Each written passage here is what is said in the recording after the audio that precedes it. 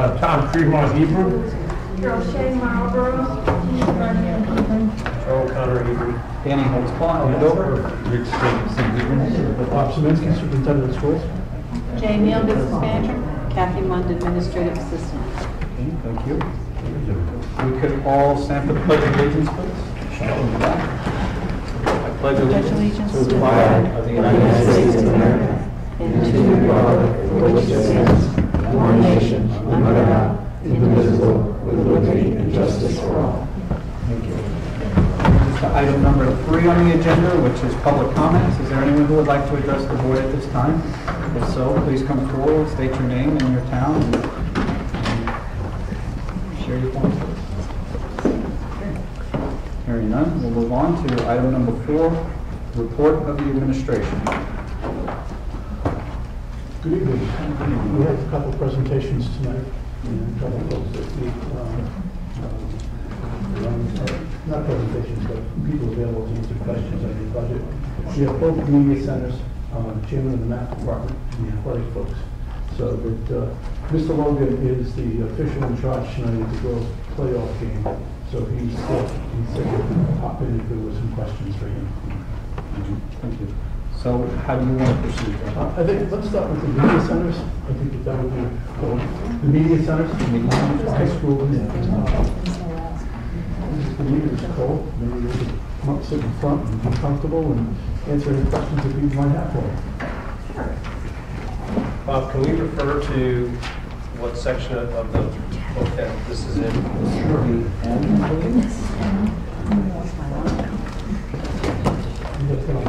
Yes, and green.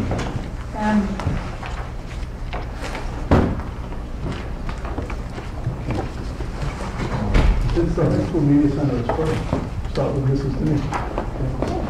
Who's the questions? Return first Saturday, so everybody has a chance. Bill? Carol? Let's see.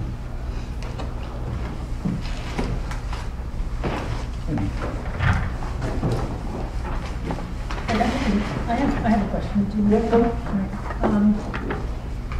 I had a question about professional development, and I wondered if what's proposed here is sufficient to bring everybody up to speed with being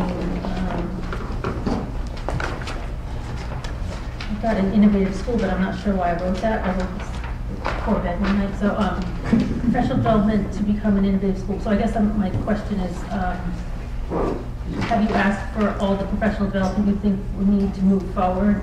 I understand that we're becoming more of a computer-based learning kind of a school, and do the teachers have enough professional development?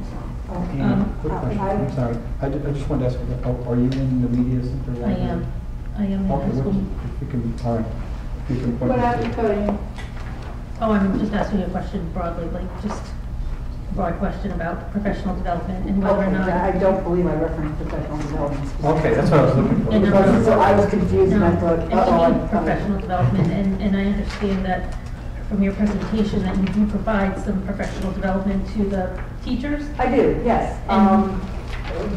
I work primarily in small groups. For example, I might attend a department meeting, one of the department meetings, and work with teachers in the health and PE department on developing websites or helping them explore ways to use one of the Google apps for something in a class to do collaborative writing or collaborative presentation building. I'm also working with teams down in middle school to help them build their team websites for next year, and again to explore this Google Apps and see how that can be used as a teaching and learning tool in the classroom. So as far as professional development for you, so you can teach to like train the trainer type of things, like? Well, I did just spend the weekend up at the Google Summit, Google Apps for Education Summit up in Coventry, Rhode Island, along with 2 English teachers.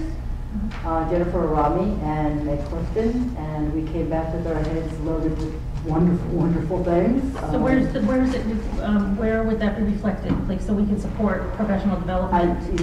do not know where that should be reflected in the budget.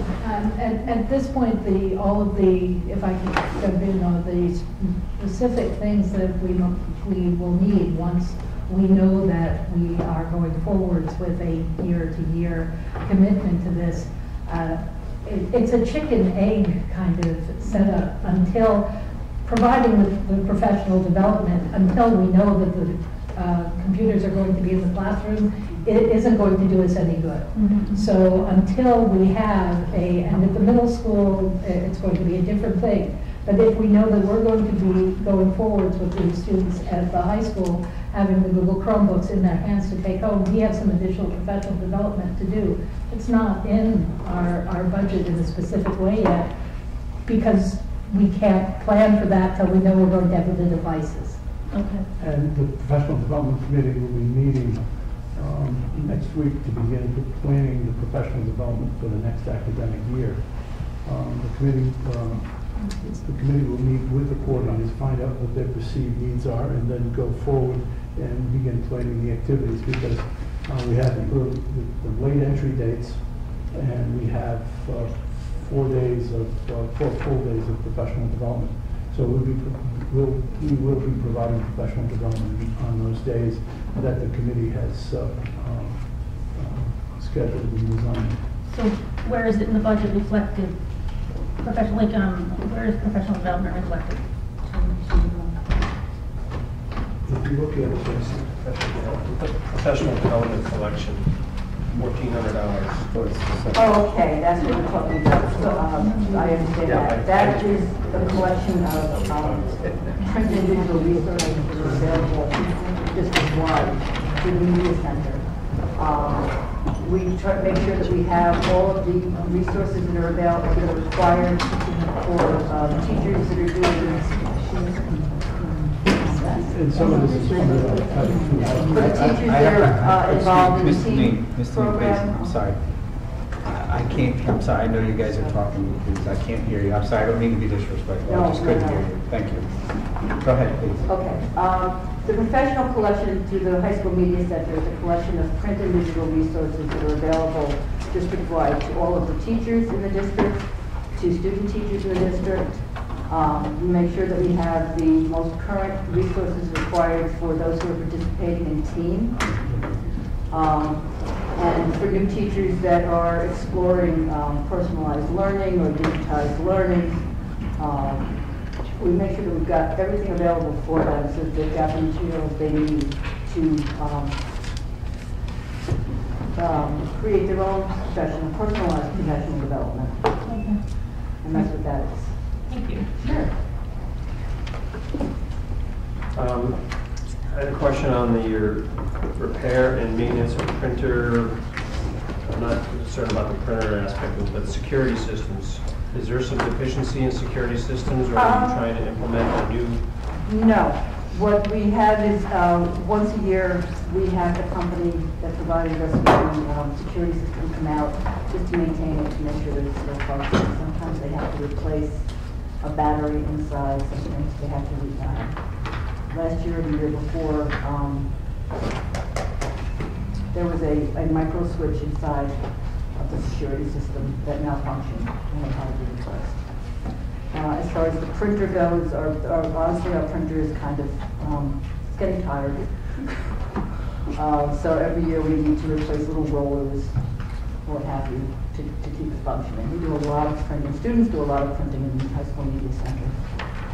Is the security system you're talking about the Yes. bars there? Yes, you walk through it? Yes, we have little magnetic strips that go inside of every print resource that comes in, and they're activated. Just so they don't look like Walmart printers and Walmart. I understand. Okay, thank you. Sure. Yeah.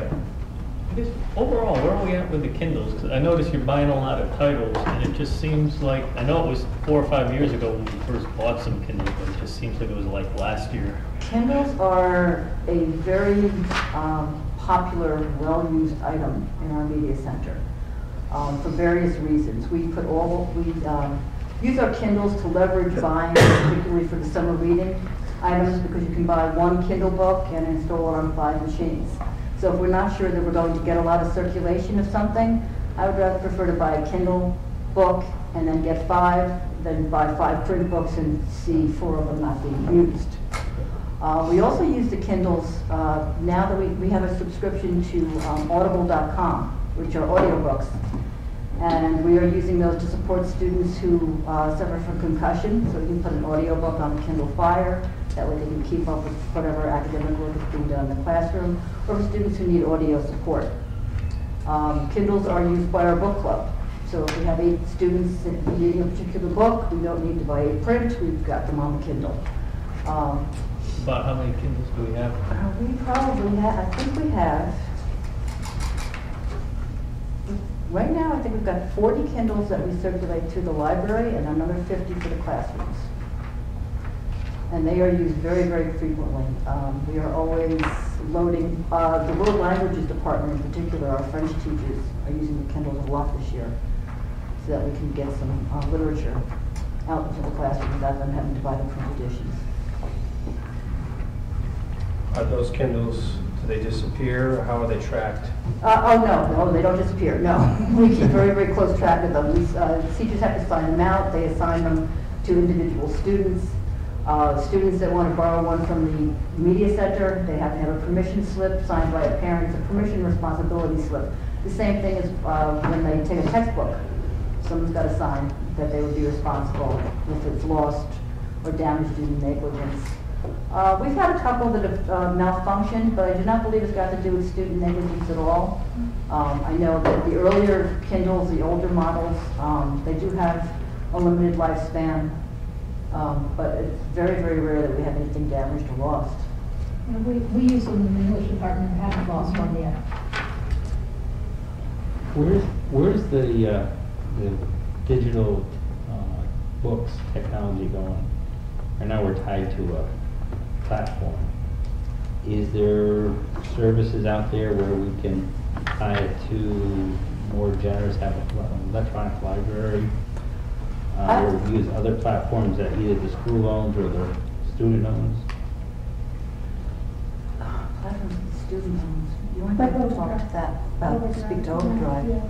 Janice can speak to that. If you don't mind if I jump in, we have a subscription to Overdrive, which is the most widely used, I believe, subscription service where we purchase a book and a student can download it to his or her own device. And that the public libraries, as most of the public libraries I'm familiar with, that's what they use. It's very widely used. It's platform, usually when I buy them, I make sure they have at least a couple of platforms. It's predominantly Kindle and what's the other one? There's a EPUB. EPUB, yeah. But there are several formats, and usually when I buy a book, it's available in at least 2 of those formats. So the student has a Kindle, can be downloaded. Any iDevice, an iPhone, an iPad, an iPod, they can download them to those. EPUB can be pretty much any. And it's a loan, just like a library book is a loan. I determined that I set it up to be 2 weeks, just like a library book.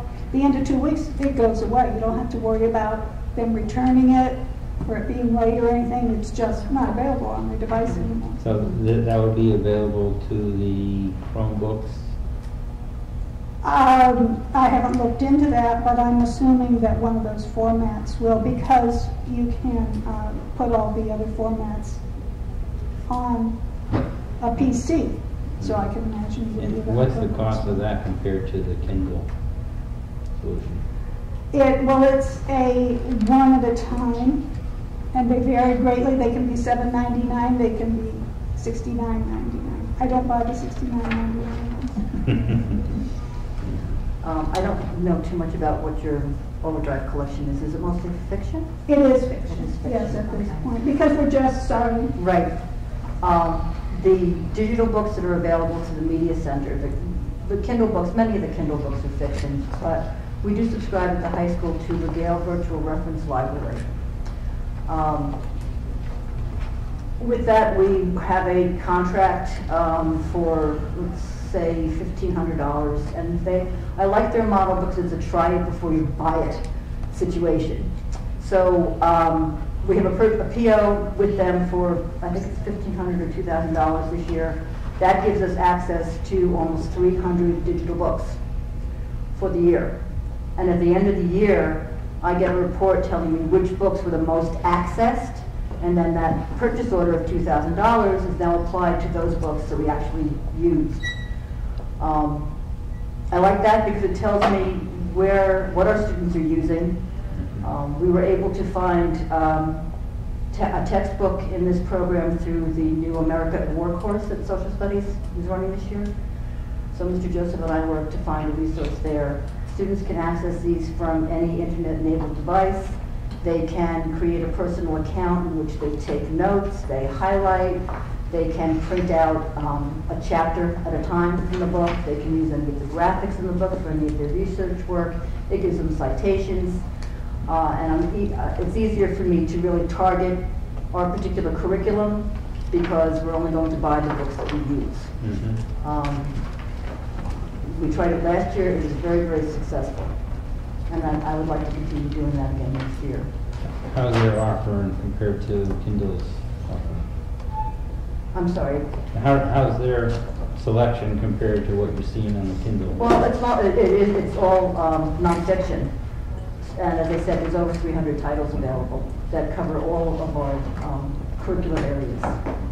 When you're buying something through Kindle, you're really buying it from Amazon. Right. Yes. And you just deliver it to your Kindle. So you buy an electronic book and you can put it on pretty much any computer. So we're talking about whether you're buying from a particular distributor more than you're talking about the device. So Kindle you can put on other platforms? Well, you're buying it from Amazon and putting it onto your Kindle. But you can buy it from Amazon and put it onto your computer. Right, all right, whatever the document form is, or Yeah. PDF, or whatever. Yes.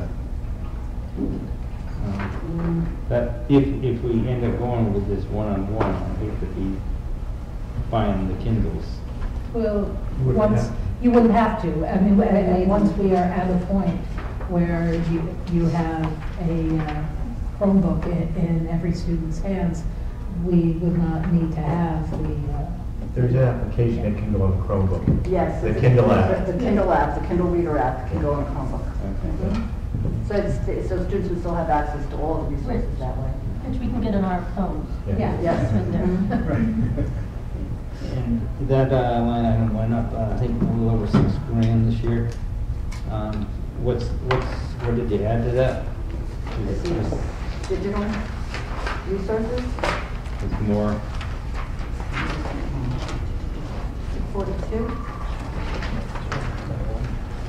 My budget projections are based on my communications with our suppliers. I've been asking them what their projected increased cost is going to be.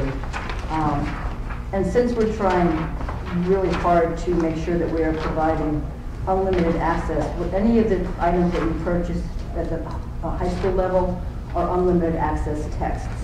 So you could have 87 students all logging in to read chapter 2 of whatever the text is at 7 o'clock in the evening. And that's why what we're buying costs a little bit more, because it's not limited to one student, one book. This is why we're working very, very closely with the department coordinators and the classroom teachers to find out what do you need in your classroom, because that's what we're targeting.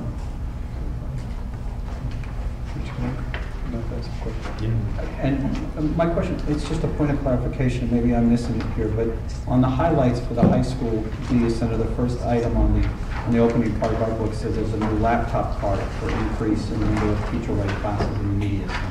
Yes, we got that last year at the end of the year. We got a new laptop. So you have it, it's not in a request for no, it? Okay, all right, that's, it's because in I there, didn't see it. and it's getting, that is used. We created a new, kind of a new classroom space inside, in the reference section. We took a lot of the reference materials and we moved them out into the circulating collection because we want to get them into the hands of the students and get them out and being used. So we turned our reference area into a little classroom area. So we've got the laptop part there and we set up tables and chairs, and that is a very, very well used. Everybody wants it. Everybody wants to come in because it gives the students access to the digital resources and all the print resources at the same time. Thank you. Under 643 is the budget number. This is under magazines, Scholastic magazine subscriptions. There's 10 through 45.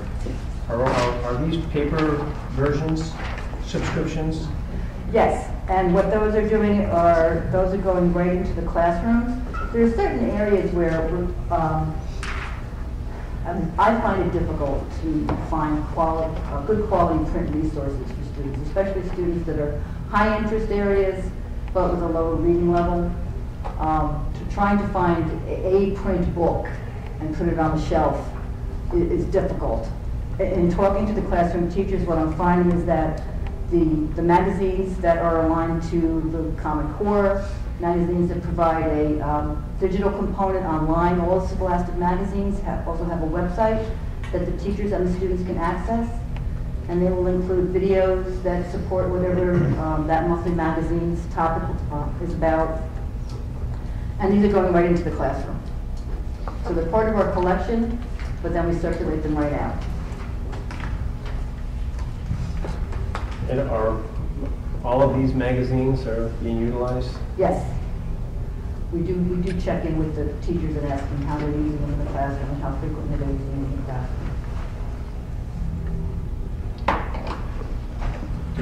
Do you share these magazines with anything in the middle school by any chance? Everything up in the high down? school is available to the teachers in the middle school. I know that the, which class is it? Choices magazine starts its life in the middle school before we see it up here. And that goes along with all the databases. The middle school teachers have, and students have access to all of our databases as well, because we're paying top dollar for them. Once you get over a site license for 1,000 to 1,100 people, you're kind of at the top of the scale. So once we're there, I thought, well, we're just going to make sure we open this up to everyone. We're paying for it. So everyone has access to anything. Well, I guess I'm confused by you seem to be going digital, but we're still maintaining all these paper versions of magazines, and quite honestly, I think there's quite a few of them here. Almost 35 different magazines, plus the current, the Journal Enquirer. Are these for students? I hear you're saying teachers. Are these for the teachers to be using? The print magazines are in the media center and are available to students for leisure reading when they come in for a study hall, or to borrow if they choose to borrow them. As far as going digital, I think we've certainly gone past the 50% point, I think, with digital resources. But we still have a population that likes to sit with a copy of Field and Stream in their hands, as many of us do. I mean, we do a lot of work digitally. And even if they don't like it, until we're at a point where we actually have a device in everybody's hand, we can't just say we're not going to have the print resources anymore, because then we will have people who don't have anything, because we don't have sufficient digital resources to have one with every student. Danny, can I see that overdrive is being asked for in the middle school budget, but not in high school. Is that one of the deals, like you buy it once and it's good for the entire district? It could be. We haven't, because we started, we had $1,000 for this year, which was about 75 books. So it has been just the middle school because we have almost 600 kids and 75 books. Hopefully it will get to the point where everybody can do it, but at this point the high school students are not in their issues of being able to borrow. Judy? Hey, Joe. Karen? No. Any other questions? Yeah, two others. What's available at the public libraries for electronic, and what's our relationship with our local libraries? Honestly, I don't know what each of the sending towns has available as far as electronic media goes. Our relationship with them, I converse with them in the spring when we're developing the summer reading list to let them find out what they have available before I go and buy books. If they've got them available, I make sure that the students who are inquiring about them know that they can get it from their local library. We also, when teachers assign long-term research projects, I'll find out what that's all about, what type of resources they'll be looking for. I'll survey our resources, and if I see that there are any kind of gaps, I'll contact the sending towns libraries and find out what have you got there that could kind of fill in any gaps that we have.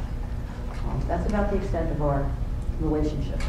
Do you know if they have any digital books available also? They do. I know that Marlborough and Douglas have Overdrive as well. Mm-hmm. But they're part of a consortium, which means they have many, many users.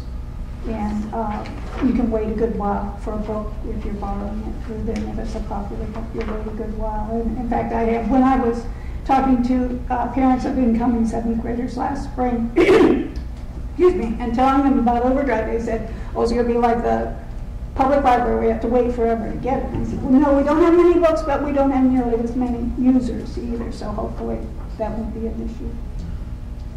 And then the other question was, if we do start to go to this one-on-one, how is the library equipped to handle it from a physical point of view?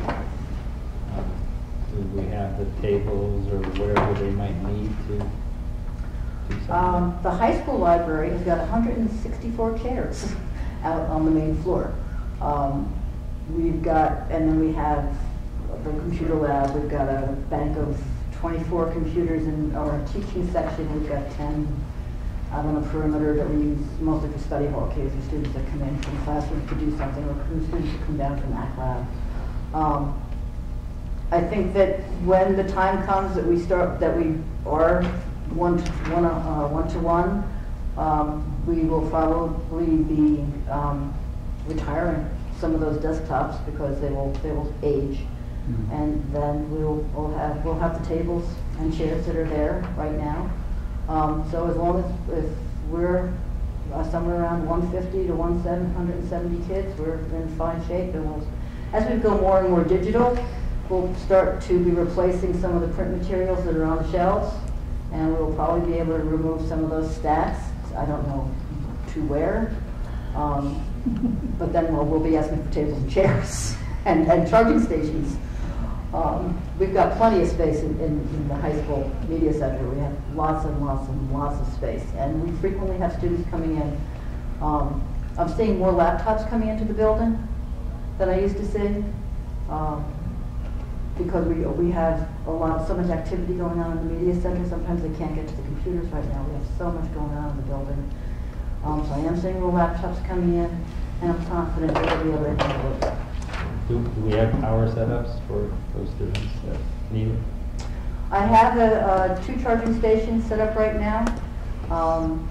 So students can work at a counter. It's kind of like in the airport. You're looking at a counter and you can plug in and charge up. Mm-hmm. Do we offer any printing or scanning capabilities to the students? I do not have scanning available, no, although we do have the printer in there, but we don't have a scanner.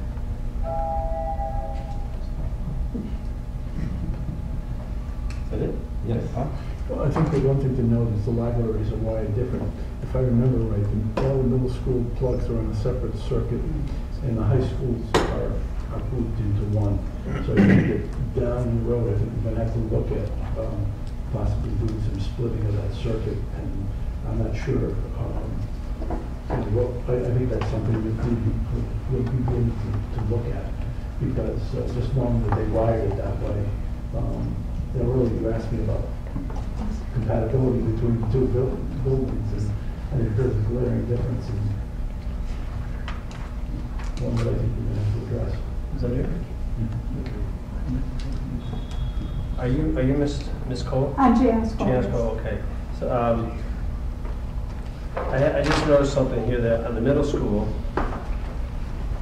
it's this Hartford Current quantity is $180 for the current. And then back in the high school, we have Hartford Current, and there's one, and then there's $335.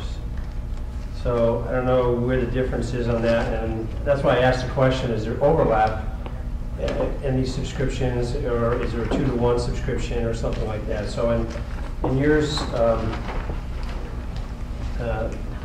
it's $643, and in the middle school it's actually $643 too. And then the other question I have for you, Mrs. Cole, is what is Ebasco subscription services for $2,600? That's our periodicals, our print periodicals. Okay. Like the ones that, she put them into. These are the ones that I detailed. Okay. Correct. Okay. Mhm. Has there been any thought process, I mean, just in a way to maybe save a little bit of money, that when you're done with this, you know, that you can alter the subscriptions possibly and move things down, or is it because they're just too ratty to relook at them? I'm just trying to think of a way that maybe you have a subscription, she has a subscription, it's a pretty large, substantial amount of money. Is there any thought process of how to consolidate, maybe get a better deal, or maybe you've already got the best deal that we can possibly get on these periodicals? And I don't disagree with you. I like reading newspaper myself. No, I so appreciate that. yeah. I know some of our subscriptions, such as Ceramics Monthly and Metalsmith and art, jewelry, these are things that we order specifically to support our arts program.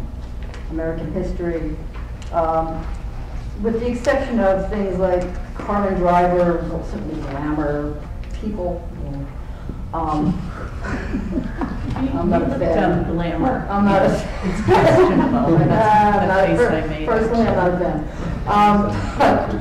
Glamour was not kid appropriate. We just looked up, wasn't it, anyway? Well, when we're talking, you know, I have 12-year-olds, she has. Yeah. 17-year-olds. They're not, the magazines aren't necessarily always appropriate for that whole age range. 17 should be like 32, right? Any other questions? No, I'd like to just see if you have collaborated on that. I mean, if there's something you can go back and say, maybe brainstorm and think, you know, if there's a way that you can you know. We can certainly do that. We can absolutely do that, sure. Thank you very much. Thank you. Well, before you go, since nobody asked the question I asked, is there, other than this, is there anything that we should be thinking about future, other than what Dr. Saminsky said about electrical in both your media centers? Or is there any environmental issues that we should be concerned about?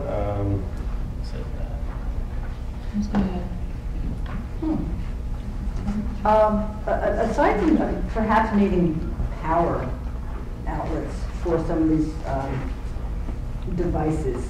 Now, I just personally bought a new Chromebook just a couple months ago, and I've got a 12-hour battery on that, which gives me great hope for anything that we bring in the future.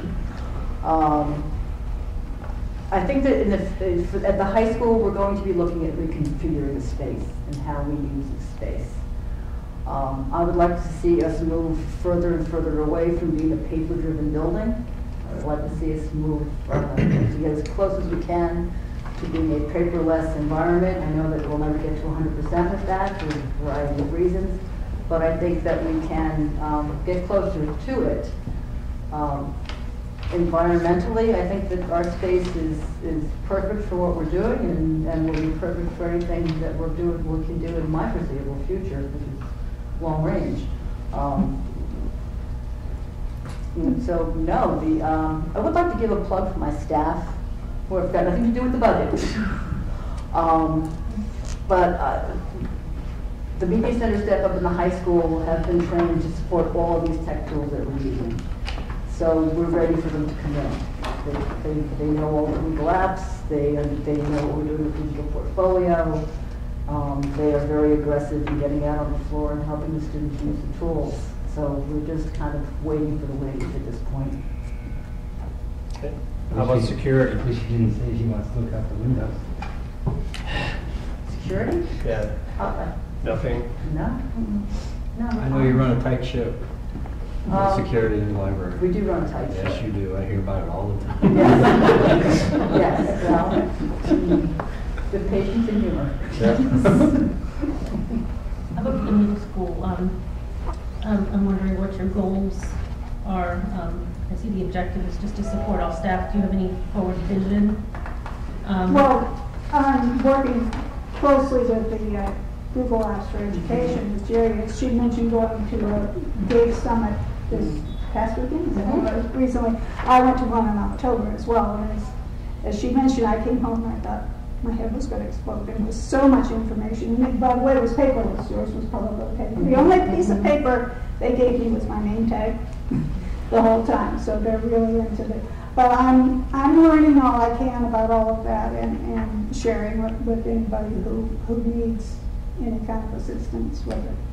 And you know, I think that I can see, and I would think Janet would agree with this, that I can see that over the next 5 years we are going to be looking at media resources and productivity tools from more of a district perspective as opposed to a middle school, high school perspective, because what we're trying to do is get to that point where we have synchronicity and seamless transitions.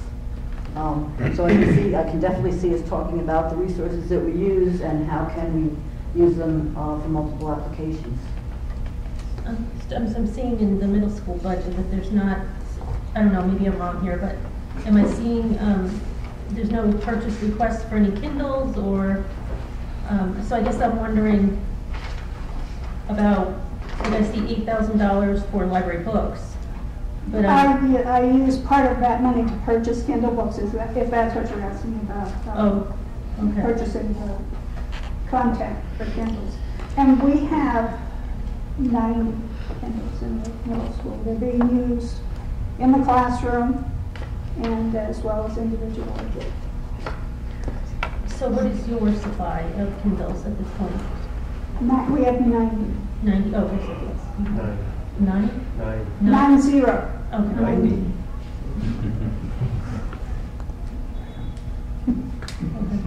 I thought she was saying 9, German, 9. Being done. So that means, now, you described, I think, 40 and 50 you had, so you have an equal amount? Is that? Just about, Right, yeah. Mm-hmm. 90, so you have a total of. And I have 3 different models. I don't know how many different Yes, models we you have. do too. And they can't always, they can't all do the same thing. So sometimes I have to be careful about, to make sure I know what the person's going to do with it before I decide which Kindle they should use. How much of this $8,000 is going to go towards the purchase of Kindles, and how many Kindles are you thinking you wanted to buy this year? I don't think at this point we need more devices themselves. It's content that I'll be buying.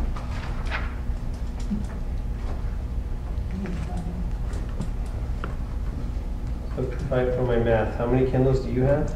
90. You have 90, and you have about the same? Okay. And then there's a set in the English department. Yeah, well, we have an additional about 25 that belong to the English department. Is that it? Thank you very much. Thank you. Thank you.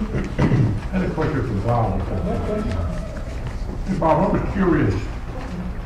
In previous years, your format was when we had a budget come up, you should give like 3 to pick from. You know, you had a percentage that we didn't do anything, then you had a percentage if we did such and such, then you had a percentage, what the increase would be if we gave everybody what they wanted on their wish list. You didn't do that this time, I was wondering. No, because I was asked to include all the requests, and that's why the format is here, and so that you can go through them and, listen to what folks ask for what they want, and then, obviously, I'm going to be going through the budget and making some recommendations too. I haven't completed that yet. Okay, so you want to do it that way from now on, right? So in other words, you're leaving it up to the board to actually play it out whether. No, I think there was a request And this goes back to the presentation in December, or late November and December, where the coordinators were in making presentations talking about their needs.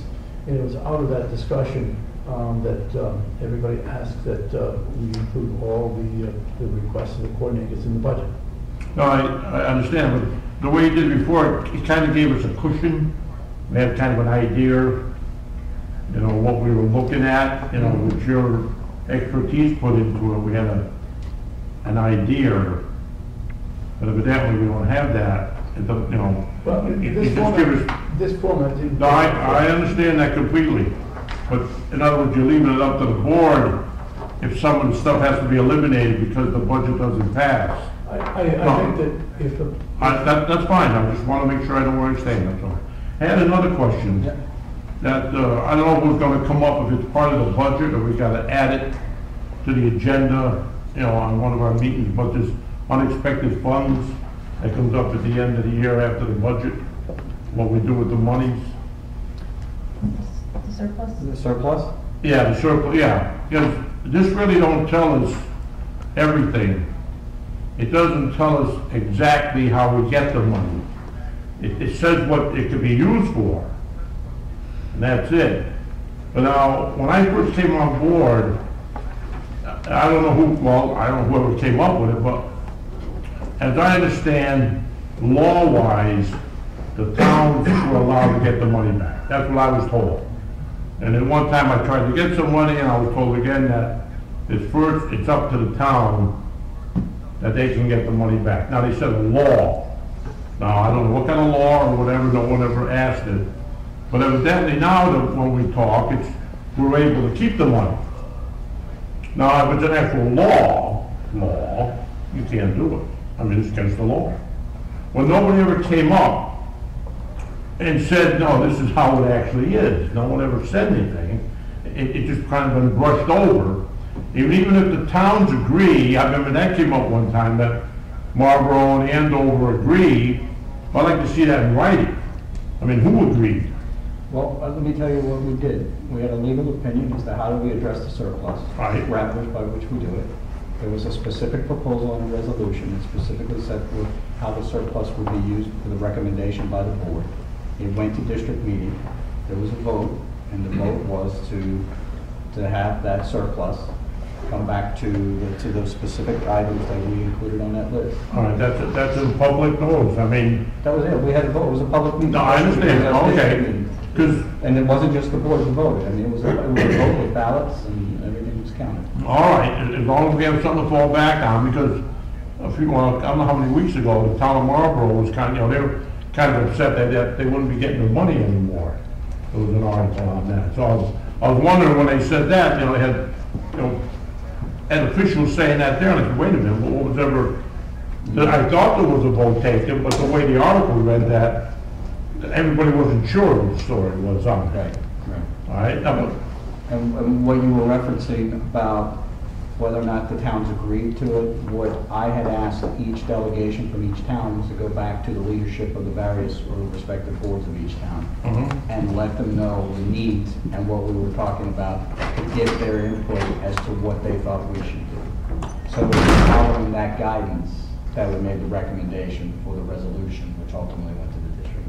all right, but nobody does, then there is no law then, right? Then, I mean, There's a law that specifically limits what and how much we can keep of a surplus.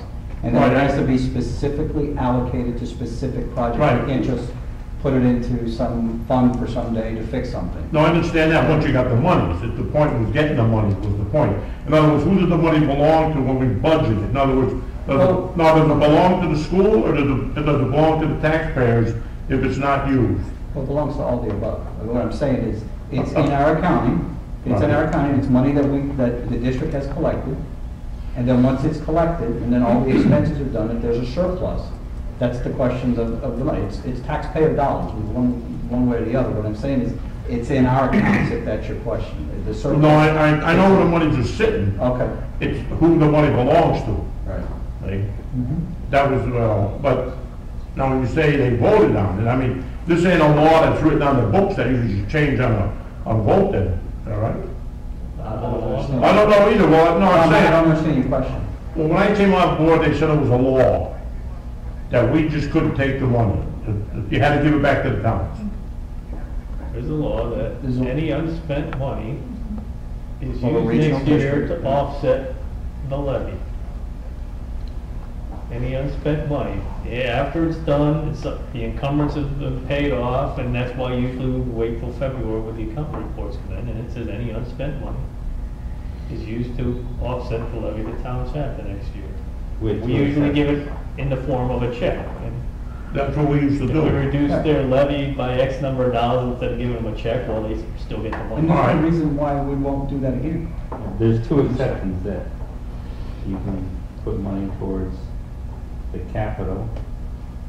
Well, that's not the question where the money's going, it's who it belongs to, that was my question. See? Not what we do with it after, that's written wrong there. And your point is well taken, it has to be voted on It was by the town. who owns the money Right. is the thing. So, in other words, but by them voting on it, then the money stays within the school district, is that what you're Well, saying? it goes restricted to the capital list of, what was it, the HVAC account? In that particular Yeah. case, you can put it towards capital things, or you can put it towards certain pension related. Yeah, no, I see that, that's in black and white, but it's who owns the money, that was my question. Right. after That's why I had a district I said, meeting. wait a minute, once upon a time it was, it had to go back to the town, and now we're saying it doesn't have to go back to the town. Isn't it the people if it goes to the district vote? Right, that's what, the people have to decide if they want it back, or if they'll allow us to retain it within those rules, to Right. use it for whatever we're proposing, or whether the board decides, or a board proposes to be used for a capital project. So every year that vote's gonna come up, is that what you said? No, what I'm saying is that it can every year, I'm not saying we are. Yeah. It did last year. Right. So if we have a surplus and we get to discussions about that surplus, and the board, if the will of the board is to give it back to the towns, then we give it back to the towns as we've done in the past. If the board's will is to allocate it to capital projects like we did last year, then we'll have to have a district meeting and invite the towns in, and we'll have to have a. Okay, so is it every year, okay. Well, I mean, if there's a surplus, yeah, Well, yeah, okay. but we can't just keep it. How long ago was this ruling, or voted on by this? Last year, it was the last Last cycle. year? Yeah, it was last. Last year we voted to put the- I want to say last year, it was after we got the accounting report and we confirmed with the It was surplus. voted in 2014, but it was from the 2013 fiscal year. Yeah, it was the surplus from 2013. That's when the town, the districts voted? Well, they voted in 2014 because it takes after the fiscal year Every year. for the auditors to do the accounting, and then they confirm what the surplus is, and then once that was done. Because remember, we had a delay in the audit being completed because there was our auditor had tragically died in an accident, so they had to replace them. Yeah, and also I could, the article, it sounded like Marlboro wasn't sure, like they had to give the money back, in other words, they had no choice. You know, like, Local schools is a different beast. I don't, if Dick, could you make a comment on that after we have comments? Yeah, we spent all the money, so. No, just that Marlboro didn't sound like they understood it that way, No, I think, because I was at the meeting that the reporter wrote the article from, and the comment was, of course, being a selectman and it's tax time, so we're all crying in our beer about not having enough money. But the comment was there was a time when funds from the local Board of Education and the RHAM Board of Education pretty much automatically came back to the town. And based on more recent situations where this board has gone to legal counsel and found a means of legally retaining those funds subject to a bunch of restrictions and a public vote, and the local board has determined, I think also, that there is a similar mechanism available to them from a selectman's point of view, we probably will not see money back from either board unless we get back to the good old days when there was plenty of money for everything. I don't see that happening anytime soon. Well, it sounded like they weren't too happy about it either. Well, no, we're always complaining, you know, but it's a fact of life, and we know it's going for things that are needed. Any more questions, Tom? No, that's it. Okay, Carol, I'll see you in court. No, that's okay. Judy? Okay. All right, that brings us to, what's the next item, Bob? What's the order? Maybe we're being obliged to do the athletic directors together, so maybe we can give Mr. a chance first with math.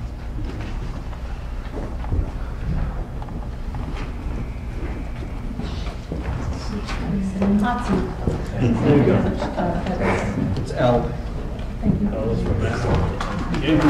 That was for math. That's from, What's it? Which I'll start on your end this time. You good to go? Sure. Let's see. Math software for, what's this, math software for the middle school? Was a new line item for 20? Well, we have Alex, which is a artificial intelligence program that allows customized learning and instruction, and that is to be used in the title math program with different students with different abilities and different needs, so it allows flexibility in that class. And we also need Alex for students who are skipping grade 7. We require them to take an online pre-algebra experience in Alex, which is customized based on their pre-assessment. It gives them a customized path through pre-algebra they take in the summer, and that gets them ready for those really advanced students who take algebra as 7th graders. And also, due to the success of that program last year, we decided that those bump up students who go from regular math 7 to algebra in grade 8 with the honors class, to make sure that they're ready and they can fully succeed in that program, we're going to recommend that they take Alex over the summer, finish the pre-algebra program over the summer as well. Is this something that we could start looking at, opening up to all students? How so?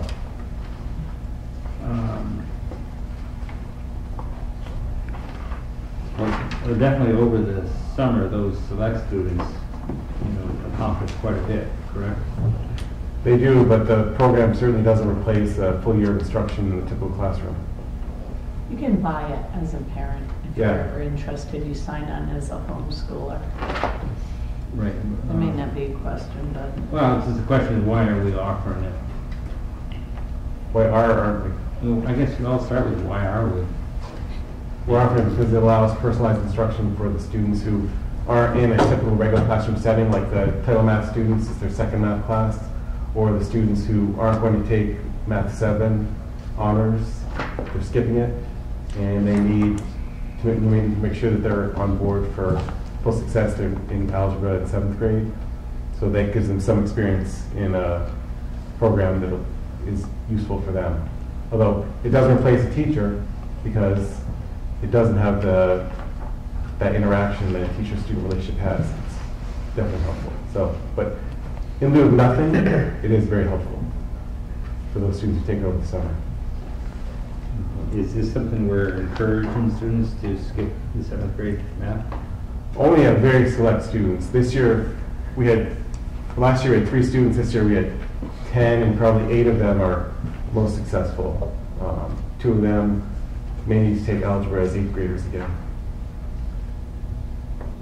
So it wouldn't be it's not a huge program, but it is available for those students who do really well in the NWEA assessment, placement tests, and seem ready for that challenge.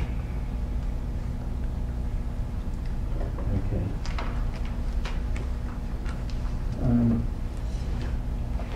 Textbooks, yeah. You have a lot in there for textbooks. Could you sort of give us an update of where we are, where you'd like to be? Yeah, the geometry program has fairly outdated textbooks. As you can see here, the most critical is the geometry level 1 textbooks. I have one here. These are 1999 textbooks, and they're outdated. Most of them are written in by students from a decade ago, and falling apart. Don't have and they're not really in line with the Common Core, with the Common Core standards for math practice and math content, and the other resources that are available in new textbooks. Can we see the cover of that? You want physical leadership cover? Same math, right? It's like the old math. Hey, who is the other book? No, I was not interested. Yeah, it's Discovering Geometry. This is the original Discovering Geometry. It's classic. Didn't you do a smart board presentation last year from the smart board? They changed the cover. It's a red book this year. So you said the level 1 was your high priority? Yes, the highest priority is level 1, Geometry Honors, as well. That has a pretty old textbook. It could use some realignment. Those are the two most critical, I think. And then you have Algebra 2 and Pre-Cal? Pre-calculus, we're not talking about fully doing the program, but we have, well, I teach pre-calculus, and we have a large range of what I call book fragments, pieces of textbooks here and there. Textbooks are falling apart, so we do need to replace those from time to time. Are all the books you're selecting, are they available digitally also? The geometry textbook, I mean, the pre-calculus textbook is from 2000, but the new textbooks we're talking about for geometry are available digitally, and we would be getting the digital version as well as the book version. Then the big question is how many books do we have out there that are not going to support the Common Core? Well, they're not fully aligned with the Common Core, so that's why we want to get new textbooks, one of the main reasons. Right. And does this solve it for all subjects, or? Well, this is just geometry. Just geometry. So We've done, so far, we've done Algebra 2 for level 1 students. We've done Math 7 and Math 8. We've done Algebra 1 for level 2 students, and for level 1 students, their book is pretty good with applications and Common Core alignment, and they've worked with that. So we're pretty good through that, to those levels. And we're making it work for like pre-calculus, we're making it work with the existing textbook. I'm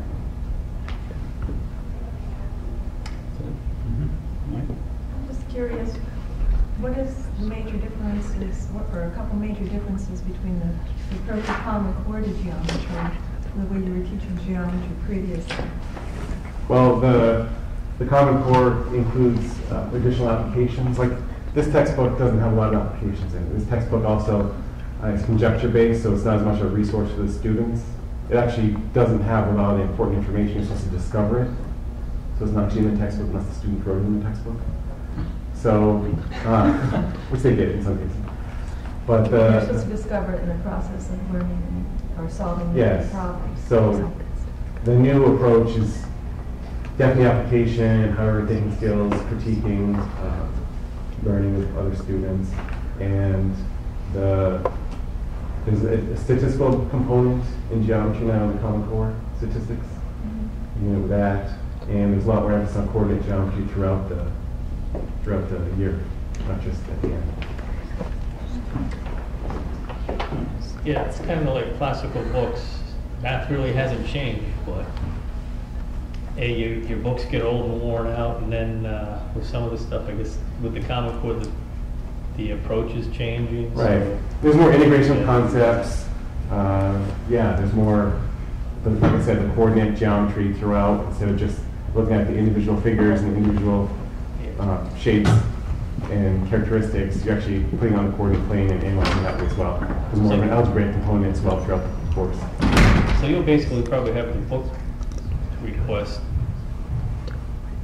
The courses will change, the numbers will change a little bit, but it'll probably be fairly significant for 3, maybe 4 years. It will, yeah. It has been and probably will be for a little while longer.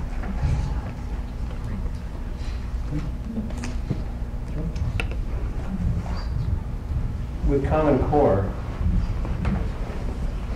aren't we still somewhere in the middle with Common Core here? As far as from statewide adopting Common Core? The state has adopted Common Core, they're moving ahead with it. I thought I read an article where there's still a lot of concerns with the Common Core. And I'm only going by the position of the State Department. I think that there are many views, many people who criticize the Common Core. I think that until the State Department of Ed tells us to do something different, we need to stay down that course, because when you start the smarter balance assessment, they're going to be assessing the Common Core. And I would like to say these geometry texts that we're looking at, I mean, it's a fairly traditional approach in general. I mean, it's not, we're not talking crazy math here. We're talking about a good, solid, comprehensive research-based approach to geometry. And when was the last update on these books? When was your last? These were from 1999, so around 99? That was the last time we bought? Yeah. That book is written in 99, is that what you're saying? Yeah, this book is 1984, it's from 1999. So we physically, how old are these books, 4 or 5 years? That we replenish them? We replenish them every now and then, but the main stock of books was bought in 1999. And that's just for that, or is that for all your books? No, that's this That's just that geometry? This particular geometry level 1 book. There are other books that were bought since then, but I mean, like the new Algebra 1 books and Algebra 2 books in the last couple of years. We put a significant investment into the middle school textbooks in the last 2 years. Some of these high school books are pretty out of date. What's your next area of priority after geometry? We're probably going to look into buying some textbooks for the level 2 Algebra 2 kids, which we don't have newer textbooks at this time. And supplement with other resources. And supplement with other resources and some of the resources we have from the newer textbooks we got for level 1 and honors, but we'd like to get some textbooks for those kids. So what are you using now? They have the older textbook and we're supplementing with some newer resources. Just a question, how come that wouldn't be a priority this year? Because that's after geometry. But that's what I'm saying. I mean, you have a geometry series now, but you're saying for level 2 algebra, you're kind of hodgepodging and pulling it together. Well, we are. We got this too. You're doing what you can to. And there are other subjects too. We're just kind of going through year by year. No, that's my only question. When you tell me they don't have a proper book, I guess I'm just trying to figure out why wouldn't it be a priority. But I see it is. It's next year. Yeah. Just like at some point soon, we'll probably look at getting new pre-calculus textbooks. Those are from 2000. Mm-hmm. How do you think that will affect the students that are going to be taking these tests? Are they at a disadvantage? No, I don't think they're at a disadvantage at this point compared to everyone else. I mean, it would just be helpful to have additional resources in the future.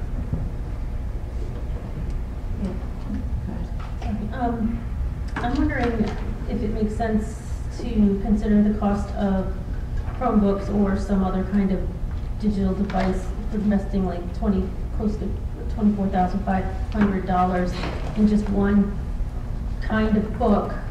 What are your thoughts about looking at technology as investment in technology to access these kind of? As far as I know, the electronic access to the textbooks is fairly expensive as well. And the paper textbook we negotiate so that it includes online access as well.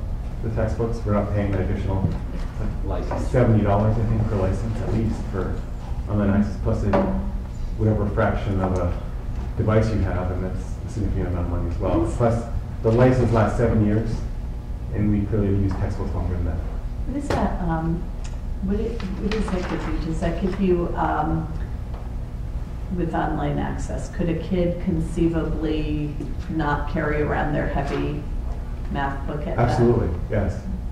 Okay, and that's what I thought. Yeah.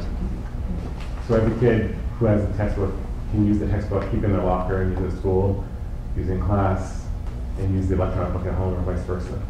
Eventually, the publishers will probably let people buy it just that way, but at the moment, in order to get that, you buy the text. Right. I think if there's any, from Sunday morning muffin and donut day or whatever we had on Saturday, I think if there's one clear message, if there's a way that we can keep these children from carrying 40, 50 pounds of books in their bags every day, waddling like penguins, getting ready to go down. I mean, it's really... And I actually, one thing I use in class is, we have a pre-calculus textbook, but I give it to students, just leave it out, and if we're starting work or something, kids come up, just take a picture of their phone, and they work off their phone. I literally had a conversation with someone driving here about how their back hurt. I mean, that's crazy. It is. But that's another subject. Yeah.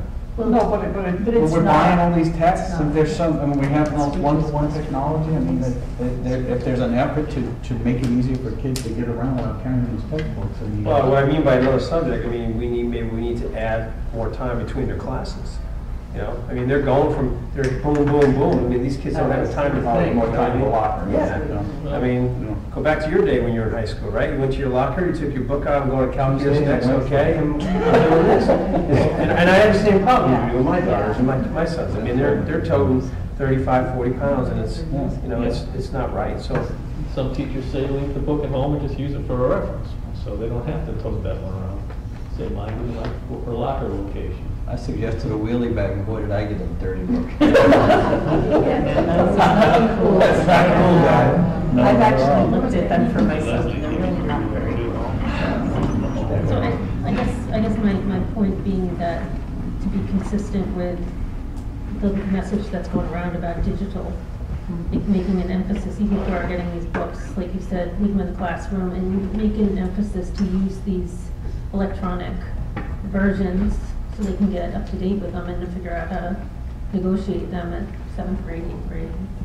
Yeah, for years actually, even with the older 7th and 8th grade texts, they had online access and the kids were using them in that way. And the new ones have online access as well. Thank you. 510, JV varsity math team travel. Not familiar with that, so then give me an explanation, or else an explanation on what that is for $4,000. The math team competes regularly on a usual basis, and they get busing, they have JV varsity math team, and they have busing to these events. Okay, now, is there any, for example, since it's I know it's a outside of sports, but there's no fees by the students, this is fully funded by the board? Yeah. There's not a participation rate, fee to put fee on the math team, like the, for like, I don't know. Model UN or mock trial? I can't say, I don't know. Bob, do you know if that's? I don't know off the top of my head, I'd have to double check. Scott? Yeah. That's what you get for going out to watch the game. Apparently, yes. So that would be included in somebody paying to be part of an extracurricular. Got it. Can't say it, but I got it. Thanks. So is there an offset for this then? The offset Plus as a whole. Was the math team do? Comes out, it may not come out to the department, but it comes out as a revenue line. Okay, and then, so that goes into my next question on 810, math team dues and fees. Yeah, that's the annual fee that goes to the regional group that gives the math team competitions. Can you tell us how many participants are in these clubs, or this club? I don't know the exact number. I think it's under 20. And these, the participation fees for these clubs also pay for, you know, a portion of the money goes towards the advisor. So it's not totally, I'm assuming, it's not totally 100% offset. Pay the advisor to the math club, and then you have all the other things that go along with that. Can you tell me if it's $185? I don't know. No. $108. How much money you got? Well, $185 is the pay to play. First $40. $30 per club, 40. 30 for middle school? Yeah.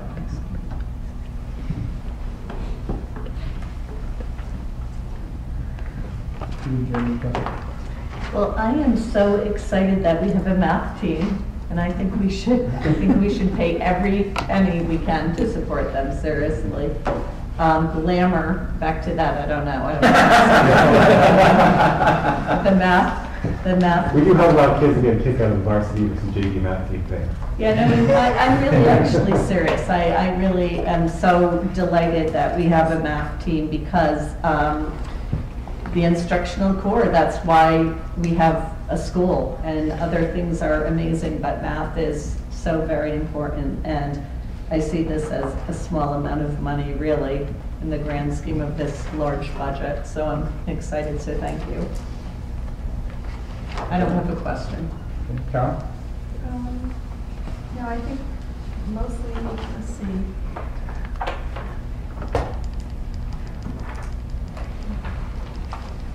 I had something about supplies. Toward the end. Institutional supplies. There was a jump. Is it the very last one? On the last, Is it instructional supplies for the middle school, the $10,000? Yeah. Well, that includes the increase in the STEM program to D3. So we have all the instrumentation for 2 additional teams and set up the graphing calculators to obtain the data, analyze the data. So that's what that's just for. And I just want everybody to know I have one of these rolling things. And my back feels great.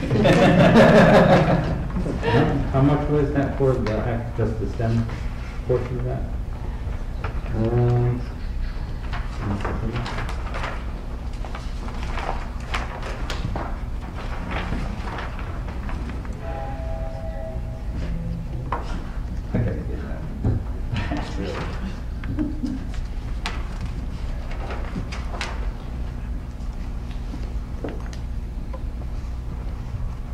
Everything but about 1,300 of that was the STEM program increase. So, elaborate, you're buying graphing calculators for these students and The graphing calculators are used in the STEM labs. Those are the TI-inspired calculators. Those are the data collection devices that are hooked into the instrumentation that collects the data, the vernier probes. And the TIA for graphing calculators, their loaners are for those students who don't have their own graphing calculators. The students, I know just because I have a kid in 7th grade STEM, they are expected to buy a fairly expensive calculator that's even more expensive than when our guys were in 7th grade who were in 9th grade. So. That's what those loaners are for. And they're around 130 for the graphing calculators. Okay. Not long. Are we good? Thank you very much. Thank you. Thank you. Okay. Kevin, and then get Mark Logan asked. Mark is the CIA chief official in charge of the game tonight, so that's why he's getting out. So we're doing the school first. Yeah. It's E. Section E.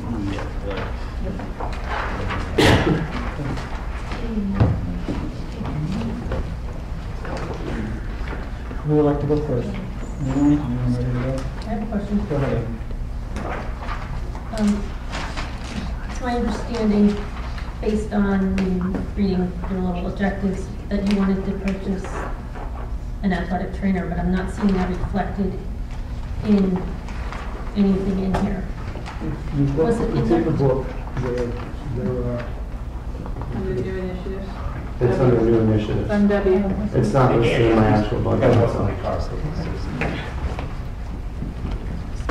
what letter is in Under the section They're not included, but these are items that are not included in the actual budget. Wish list. Yeah, that have to be decided on. Fourth line down, $17,000 for middle school athletics, that's for the trainer. Great, thank you.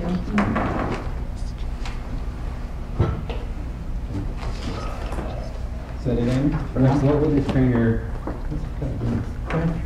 the trainer be doing? Well, I think with the state kind of has exceeded our capacities, I think, as coaches and athletic directors. With the implementation of Public Law 14-16 that said coaches needed to be educated in concussion awareness and the warning signs and so on a few years ago, it has now been spread to parents and athletes as well. It was implemented this year in the high school, and next year it will be required to implement it K through 12.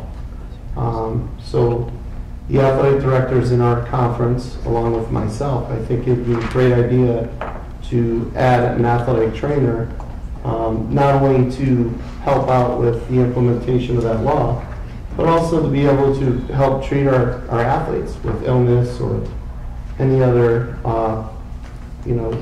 injury that happens during athletics itself. I think an athletic trainer is beneficial. It would definitely be beneficial to our middle school. Most of our sports have one coach, and that one coach takes care of injuries and stuff, and it can be difficult when you got 30 other kids out on the field. I think it's mainly to protect the safety of our athletes, and I know that the high school has one, and I definitely think that the middle school should get one as well, since our kids are younger and even more vulnerable to injuries. I know that some of the schools in our all the schools in our conference are asking for it this year, and I know that either Rocky Hill or Cromwell, one of the two, is definitely getting one. There are other middle schools around the state that do have athletic trainers, and that's basically how I feel about it. So does the high school athletic trainer come to, do we have any injuries currently? No, it does not treat any of our middle school kids whatsoever. Is there any reason why we can't combine the training with the high school?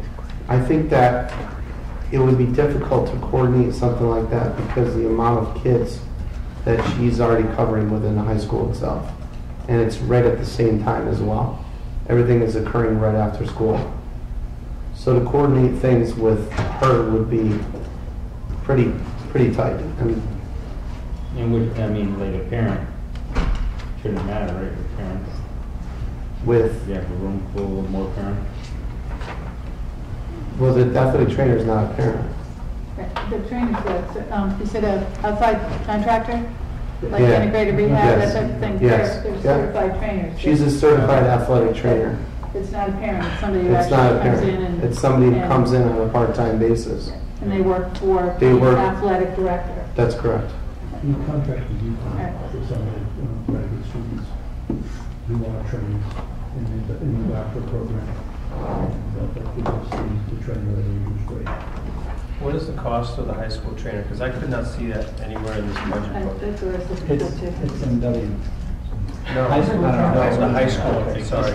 I was looking for that, but I Now, the quote that I did receive is, it would be 2 hours a day for each season that somebody would come in. The guy that I spoke to was Dr. Douglas Casa. He told me it would be 10 to 12 hours per week, equivalent to a half grad assistant. It would cost about $17,000 per year. Now, that doesn't mean that there are not other opportunities as well, because I might be able to limit that if he has somebody that's available to do that. I don't know. You're wanting them for taking care of the athletes, parent training? Yeah, parent and athlete. Student training? Student, athlete, yeah. And student testing? Right now, I do the impact testing on all our athletes in the middle school. Oh, you do it? Okay. Yes. But with an athletic trainer, that's something else, absolutely. But there should be no reason we can't combine with the high school for the parent training.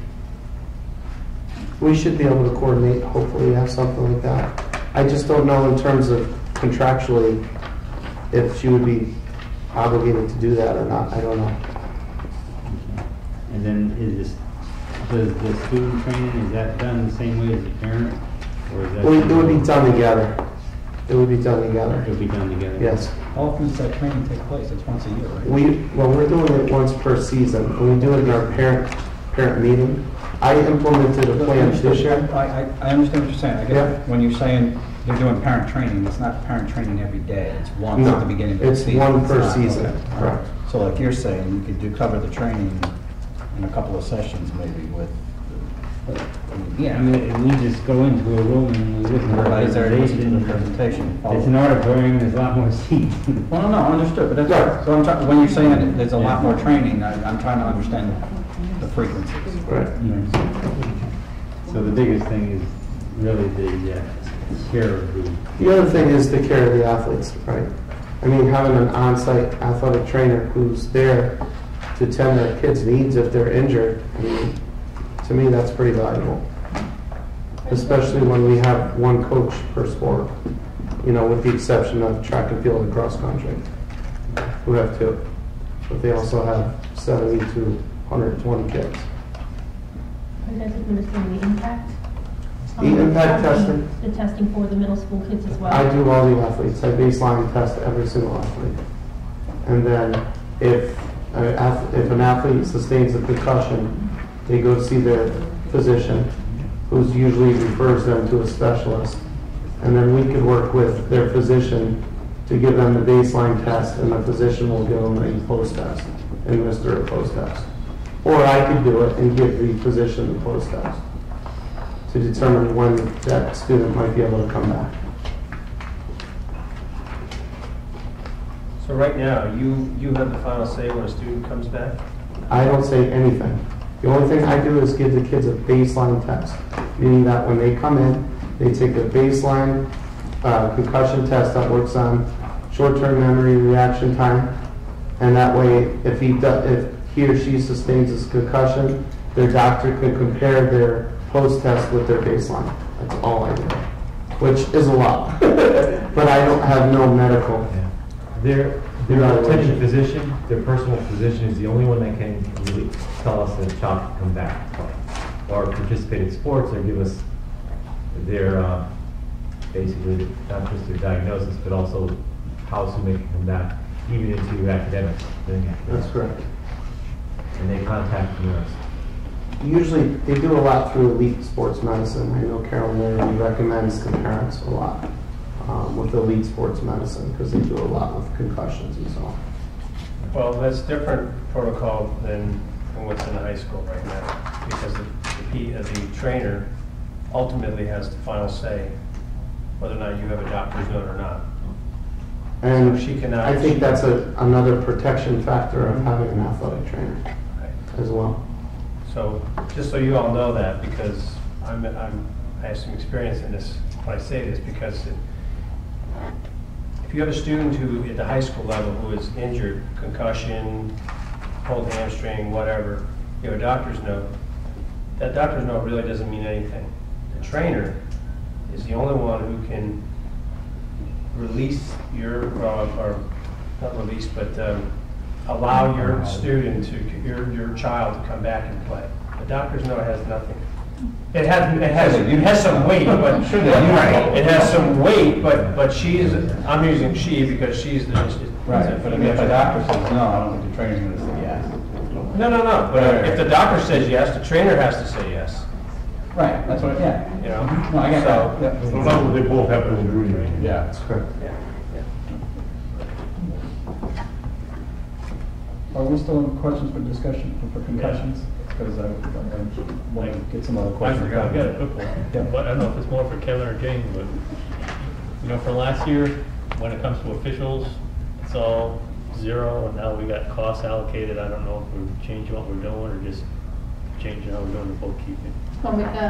When we created chart of accounts, we created an account individually for each sport. We budget in a generic account, but when we pay the bills, we do our best to pay against the sport in the event that the question comes up, how much does baseball cost? That type of thing. But we don't necessarily budget everything in the account, the specific sport account. We do the same thing for clubs.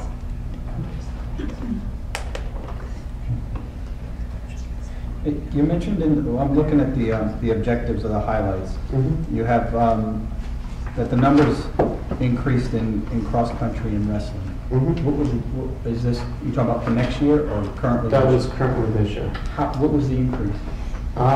We had over 70 kids for cross country. So having more kids means more buses. No, I understand that. Yeah.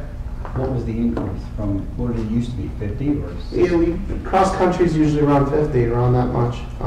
This year we had over 70, and I believe one bus is 70 kids.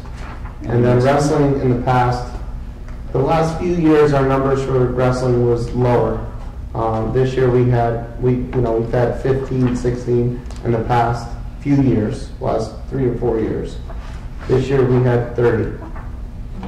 And I only see that getting higher as well, because our youth program is Any big. reason why you don't have cuts? Why is that? Are there any cuts? Those sports are more of everybody makes the team unless it's I said, astronomical. I understand now, I'm just Right. trying to, have you ever thought about the numbers? And the reason I'm asking about the numbers is because in addition to these increases, there's also proposals for athletics to increase, or to at least proposing freshman athletics. Yeah.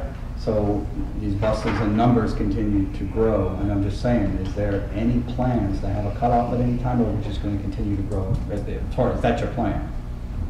Is to grow and grow and never have cuts, or is there ever going to be cuts? Well, it becomes a safety issue when we get too many kids. So in terms of cuts, yeah, there's some talk about cuts in terms of track and field.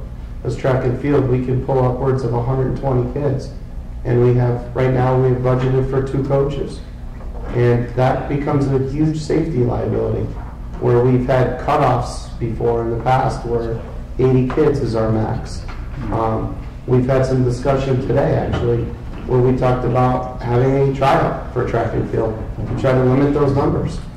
But by limiting those numbers, you're also limiting, obviously, opportunity and participation fees as well. I understand completely. Yeah. The next question, and Bob, you provided this to us. It was Mr. Logan's response about Yes, Title and IX. he's updated that with the freshman sports, and he'll be available probably in about 20 or 25 minutes because he's the official at the CIAC game tonight here in the gym. And I guess just my concern is from Title IX. I read this, and yeah, I get it. I understand the ratios and how they work. But when you're adding, what is it, freshman football, freshman baseball, freshman basketball, I'm assuming that's boys and girls. So technically the only female sport that's being added is freshman basketball. Mm-hmm. And you have freshman baseball and freshman football, plus the freshman boys basketball that's being added. Then you have cross country. I don't know what the ratio of boys to girls are there though, but does the ratio for Title IX carry over to the numbers for the middle school as well, or are they? We've had more girls in cross country this year than boys. Understood, but you also doubled your wrestling team. Right, and we've had females on the wrestling team as well. But there was three. Did it double because of women? No. Or girls? Okay. No. I'm just saying, I mean, these are a lot of proposals for a lot of new sports and a lot of new numbers. If we I just need to check. I don't know if there's a carryover. I've got to reread the statute. Yeah, I think we just. Isn't it correct that they are already counted, even though we're not funding them? They're still high school sports, and they exist today. I think So there's no change. I think so, and I actually just printed the lengthy erase survey and looked at it, and I've been writing notes and highlighting it. And I think, I just have to say, I think that if we have 120 kids who want to do track and field, I agree it needs to be safe, it needs to be supervised, but it helps with a sense of belongingness, it gets kids out in the air, it gets them sunshine, and I think we need to do everything to help kids to feel that sense of belongingness. I really do.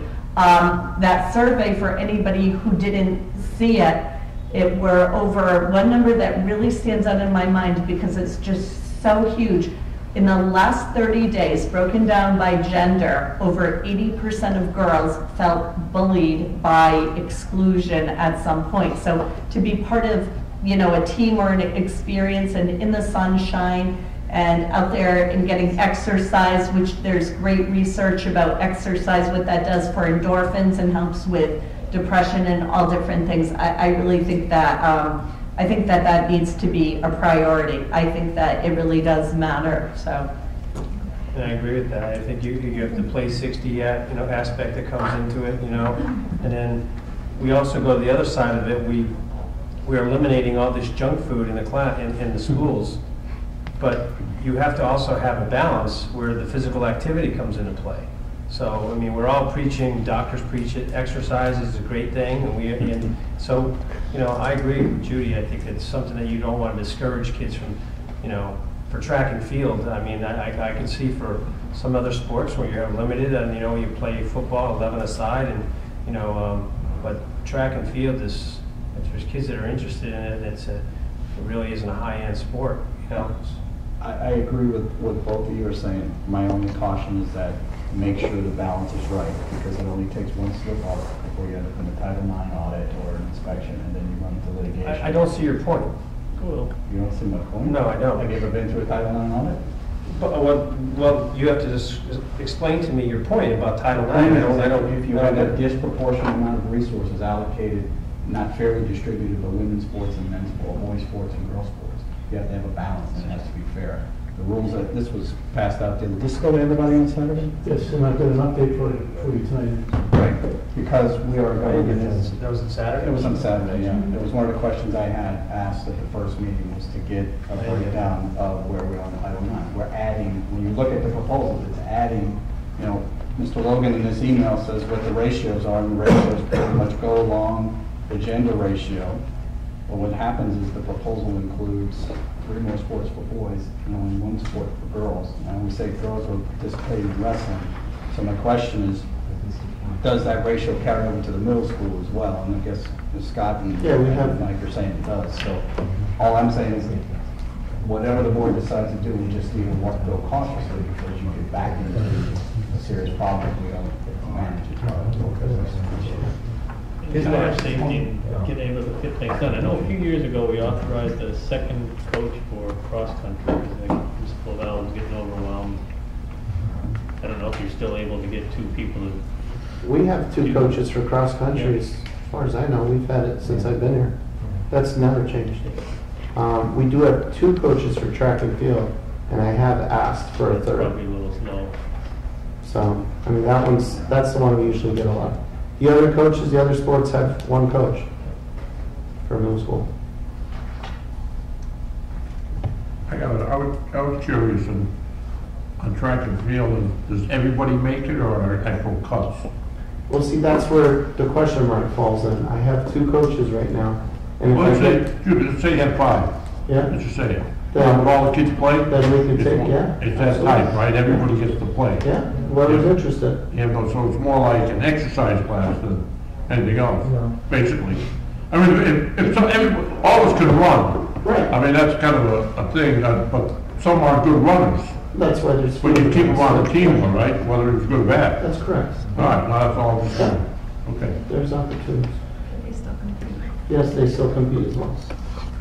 I have a question about the heat-related illnesses Yeah. and the foam tank or immersion of athletes. First of all, I couldn't find it as a line item. What was the cost? Heat-related... That's part of the high school. That's high school. Oh, I'm sorry. That's okay. Oh, wait, I'll hold on to that one. Can I ask a question?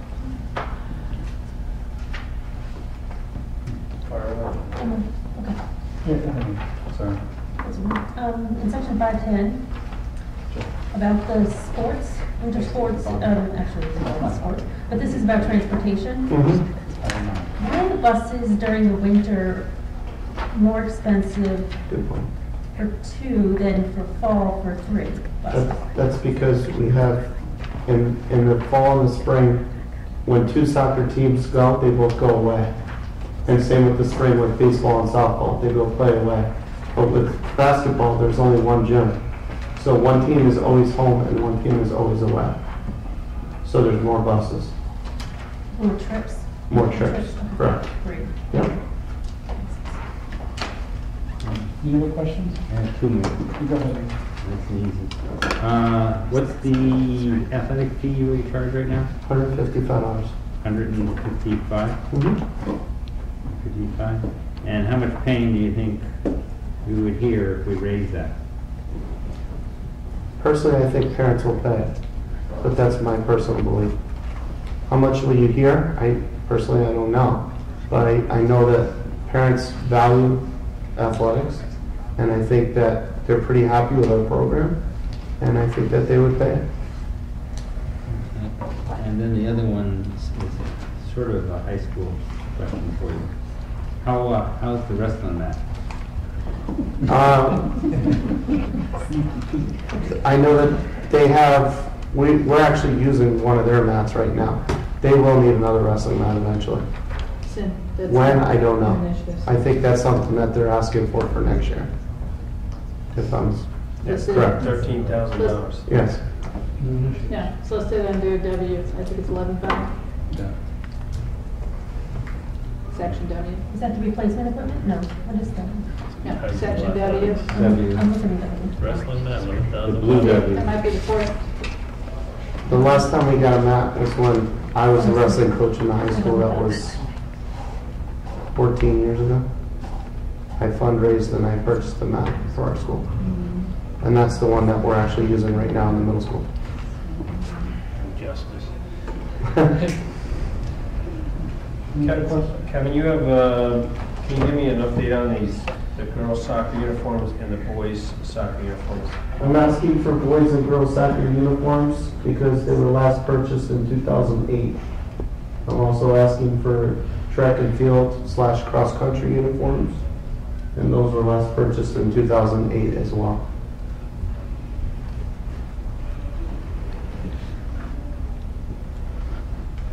And how much, to your knowledge, how much has the Sports Boosters over the years donated to athletics? They've helped us out with soccer goals a while back when we first moved into the middle school, and we did not have goals for the middle school. And just recently, they purchased a brand new scoreboard for our middle school. That's going to be used for baseball and soccer outside, which was over $6,000.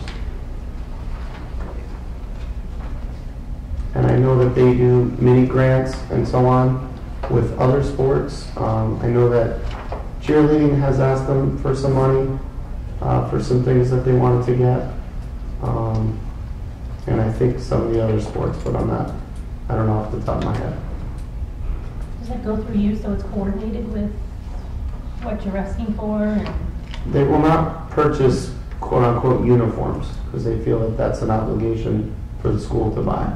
But if there's something else that a sport is interested in, that's something that they may be able to help out with. As far as I know, we haven't really asked for anything except for those goals. And I asked for support for the scoreboard this year. Kind of a question behind you to Scott and Mike. I know for years we've been addressing the pay-for-play probably more than anything else, but have we done anything dramatically different with club fees? Has that ever been explored, or has it always been relatively the same for extracurricular groups? And we said before it was what, 40 for the middle school and 30 for the middle school, or 40 for the high It's school? gone up, yeah, it's gone up. That's about it. They were raised a slight amount. I think you guys raised it really $5 to $10 or something like that. That was quite Over the last 5 years, 10 years? Yeah, I would say It's last. like 40, it was 35, Yeah. fairly recent memory, so 25 and 35. it's gone up at least $5 in the last 5 years. They all went up at the same time, because if you remember, the athletic fees went up, I think 4 or 5 years ago, but the clubs were also impacted at the same time. It was, I think at the high school, the club fees went up $15 and the athletic fee went up $35. I think it was $150. Went up to $185. It's remained pretty static for quite a while. I guess my question, so, Jane, now we're, with the budget restructure, we're going to have better access to details about the cost of a given sport compared to the number of students that play, and be able to, look at what percent of an off that is pay for play really against the cost of that sport, from a budget perspective.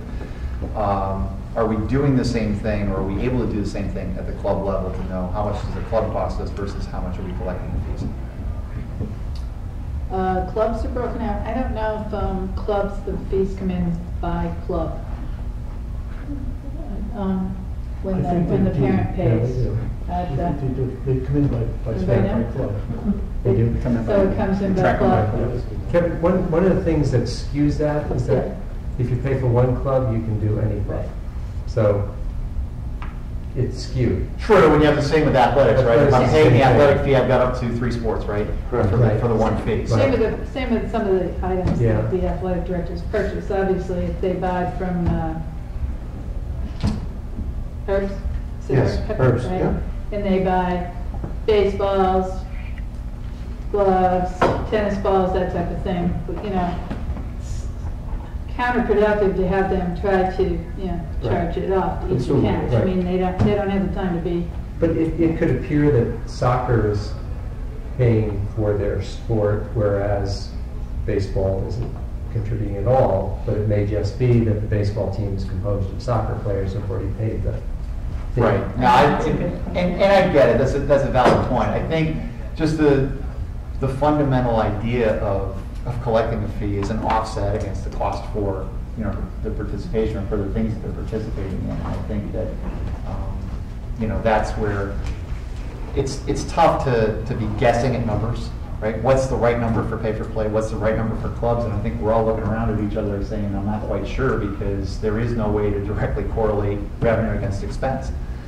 That's the struggle. Well, there was a committee, right, that was looking at some of the costs of field trips and clubs and things. And I mean, you know, I think this is an interesting conversation, but I think we want kids to be participating in after-school clubs and sports, and that there are some pretty amazing offerings of things that I hear about, so we don't want to make it that families can't participate by increasing costs. At one point, it goes the other way. Too much, and you know, I think I was actually out of the state when I heard some kids, and it wasn't my children, but friends who their kids didn't make a dance team in high school. And I mean, these kids were crushed. And I felt, and the people with me, sick for them, because that's like a sense of belongingness, and you know, and I think we want kids to feel that with clubs and sports and all of these amazing opportunities. And it's hard. I mean, I know that we can put dollars to things, but I still think that if there's any way we can get all of those kids who want to do track and field, and I could appreciate why with that number you would feel like you would want another coach for safety. Right. But I think that, you know, that's something to look at. And I mean, I as a parent would be happy to pay more to be able to be on track and field, but I know from hearing and listening to other people, some people feel really stressed about all of that, and I don't know, where is that line? Well, I'm fond of the Covey thought of it's never about deciding between the good and the bad, it's always about deciding between the good and the best. And you know, it's a matter of trying to make the best choices we can, and whether the source is an individual family making a payment or whether it's we're asking taxpayers to make a payment. The money's coming from somebody, the expense is there. And so it's about balancing that equation between the individuals that are seen as getting direct benefit and their contribution, and the individuals that are getting an indirect benefit and their contribution. And that's the struggle. Well, maybe it's giving us lots of magazines like Glamour. I was really. They really. Well, you know, when I think about when we think about pay to play, and we look at the cost, and when we're talking about the kids that actually, like the sports that take in the most kids, they're the sports that cost the least amount of money. They're the actual money makers for, like, say, football. Right. You know, and if that were the case, we would want to continue to load those kids up because we're supporting football and everything else. Well, you get back to now that Mark's walked through the door. I mean, he's done things in the past where we've asked about pay to play and all that, and called around and found places that are charging more, places that are charging less, and a lot aren't charging at all. But, you know, and then some people pay more for swimming lessons and various other things. And you got the hockey parents who will come around and say, hey, how about us again? And so there's no real answer to it, whether it's yes or no. But well, I think there was a thing too where I think the CIAC was thinking that they banned pay-for-play type of stuff. And that probably hasn't materialized either. Then you got to dig yourself out of that one. Do any other schools do pay to play on a per sport basis? I remember there was some survey that was done before. Other schools are doing pay to play. What was the question?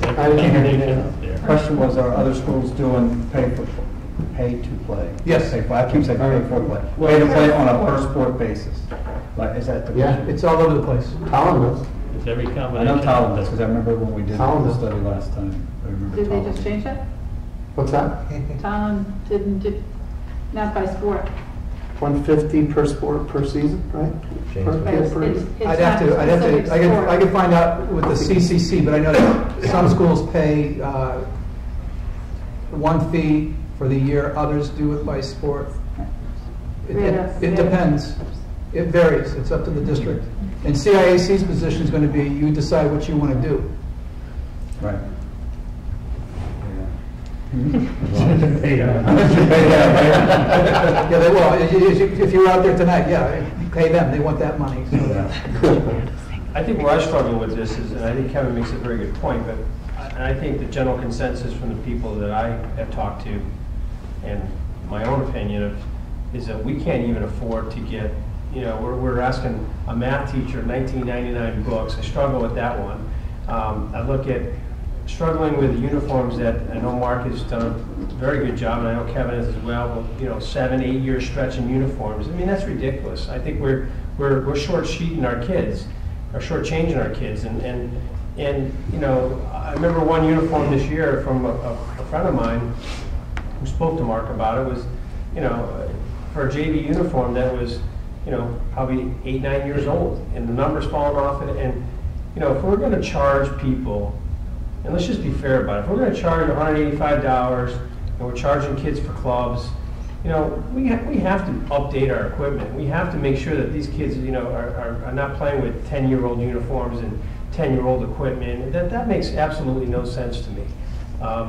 So I think if we're going to look at this budget, and I know we struggled with this last year, you know, it's a lot better than what it was last year, and I think that we need to just recognize what these people are telling us, you know, and I'm always being hit up by kids that come to my door saying, selling this, selling that, so they can buy stuff. There is some abuse, I will agree, you know, that should be known, that there's some stuff that some kids get that they really should be looking at putting that money towards uniforms that go into that, you know, it's going to go to good use instead of a sweatshirt every year. I struggle with that, but uniforms, we have to fulfill that obligation as a school, at a minimum. That's what we need to do. So that's on my soapbox with that. But I think that's what we really need to be focusing on. When someone says we got 8-year-old uniforms and $2,500. And what are we, 20, set of 20 of them, we need to recognize that. Thank you, Joe. Are we going to switch to high school now? Yes. Mark? Anybody want to ask Mark? The officials line item went up by $9,420 outside of the freshman requirements. Is there any reason?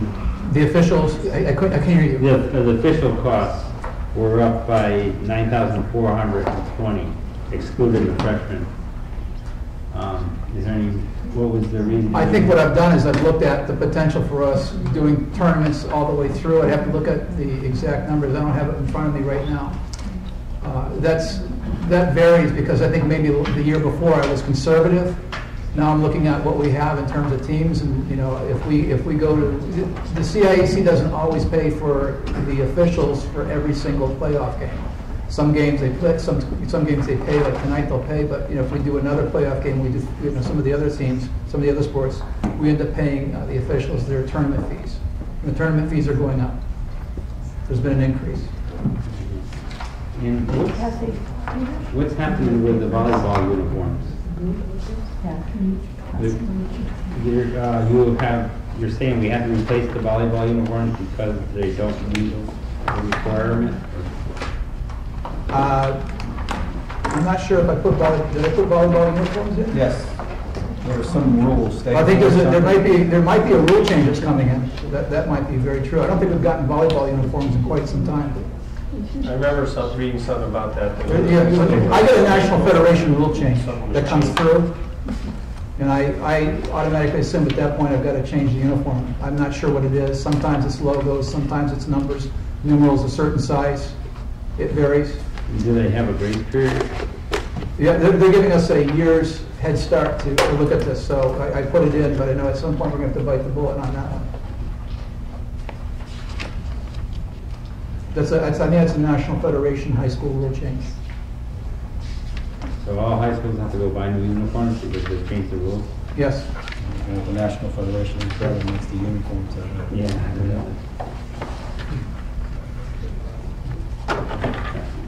Any more? No. Mike? Mark, you prepared for Bob and you shared it with us, some of the information. I think it was Tom Mueller too, I think, participated in writing the Title IX. The freshman?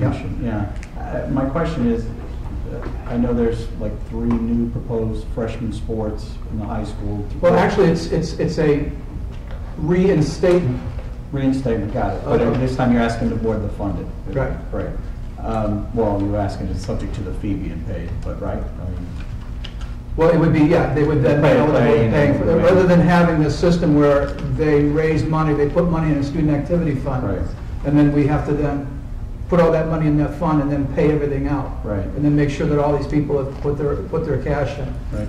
I think it would be better for us to just keep it clean and have us running it. Understood. My question is more along the lines of, as these new proposals, new sports and numbers were proposed, it's like freshman boys football, basketball, and baseball, then there's girls basketball, freshman basketball, and then there is, I guess, wrestling, is a number of girls that are in wrestling.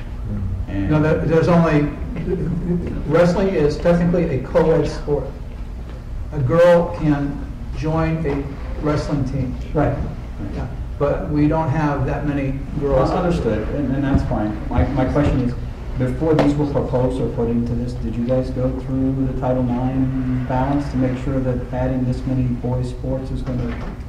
We've already had freshman boys basketball. We've already had freshman girls basketball. We've already had freshman football. These were eliminated from the budget by the board a few years ago, several years ago. Right. Okay. I went to Tom and I asked him to do a Title IX analysis of this, and he says with those sports, even with those numbers, looking at the numbers that we have now in the other sports, we are in compliance. Okay, and that's my question, was the new proposed sports included in Tom's analysis? Yes. Okay. Wouldn't those sports have counted previously, even though they were pay to play? We have counted them previously because we've done another analysis like this before, and we were confident with that.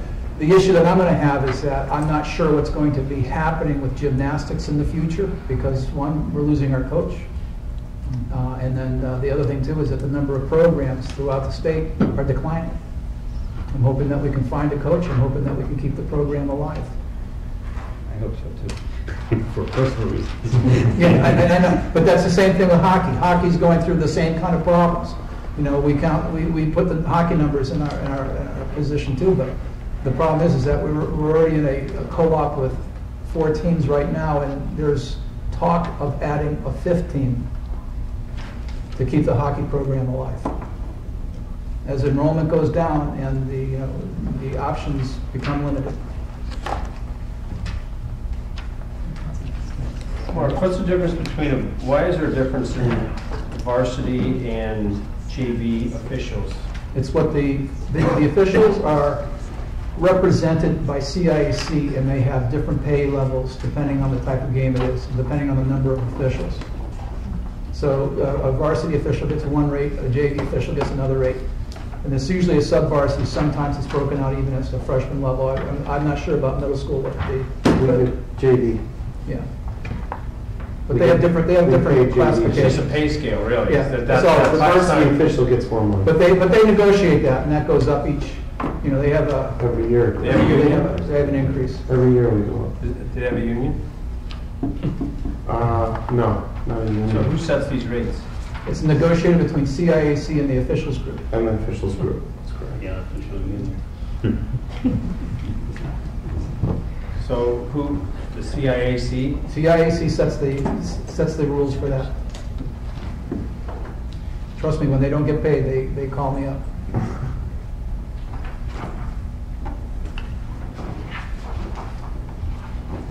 Any other questions?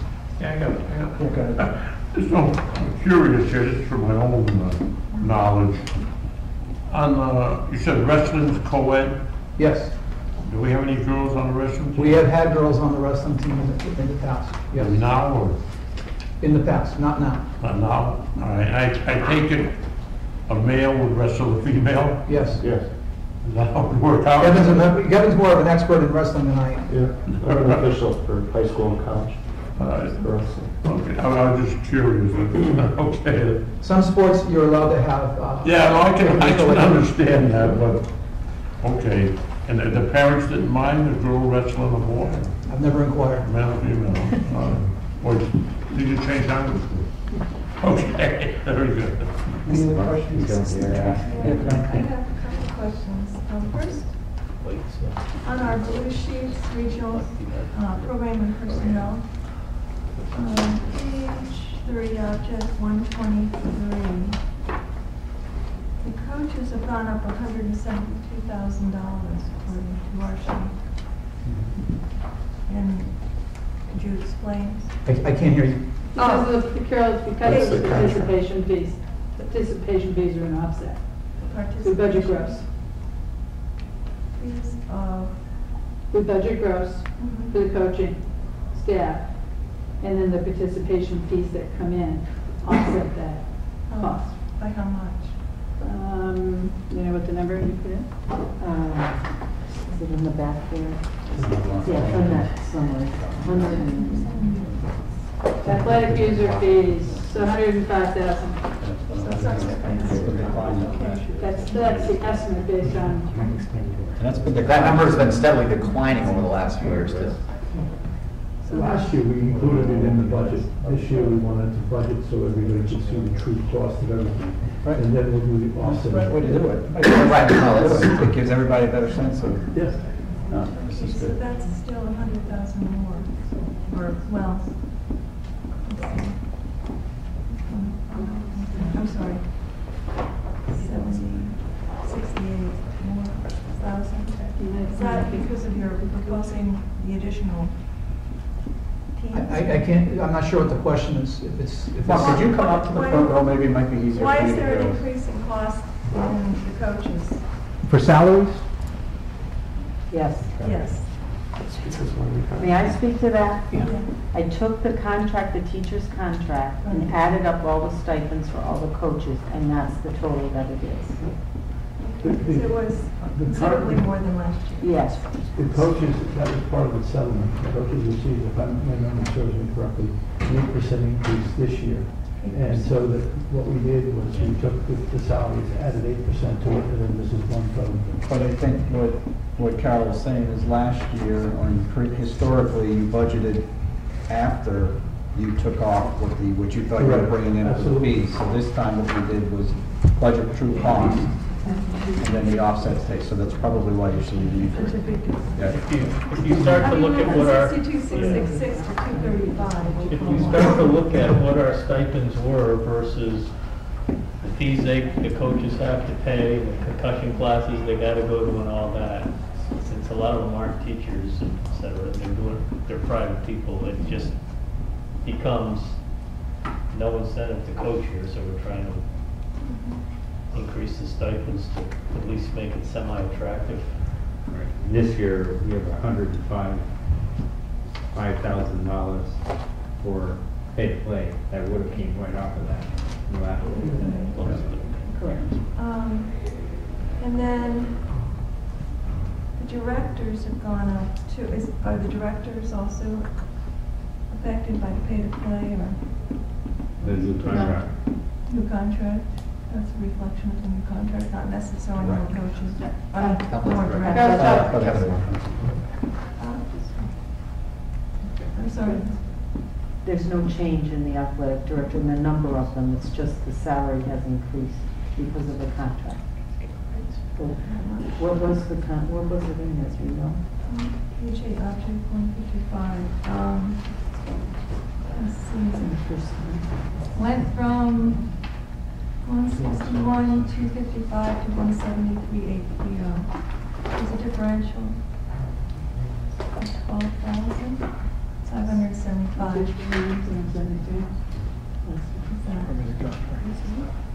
Just their salary.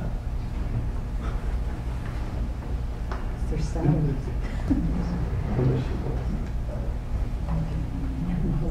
Explain how we pay the athletic directors? Go ahead. The athletic directors are paid their teaching salary. The high school athletic director is 60% of his salary goes to athletics, 40% goes to social studies. The middle school is 40% to athletics, 60% to PE. So that's how, it's just their salary increase plus their stipends are in there. Carol, the original appropriation from this current year might be a little skewed because of the new chart of accounts or, however they budgeted for those positions last year. I don't know what they budgeted for. We went by, what you said, we went by whatever their salary is this year in the percentage for 40 or 60%.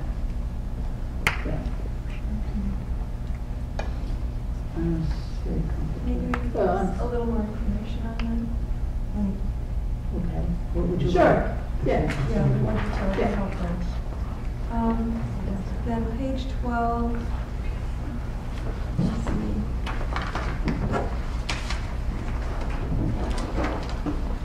Page 12, object 363.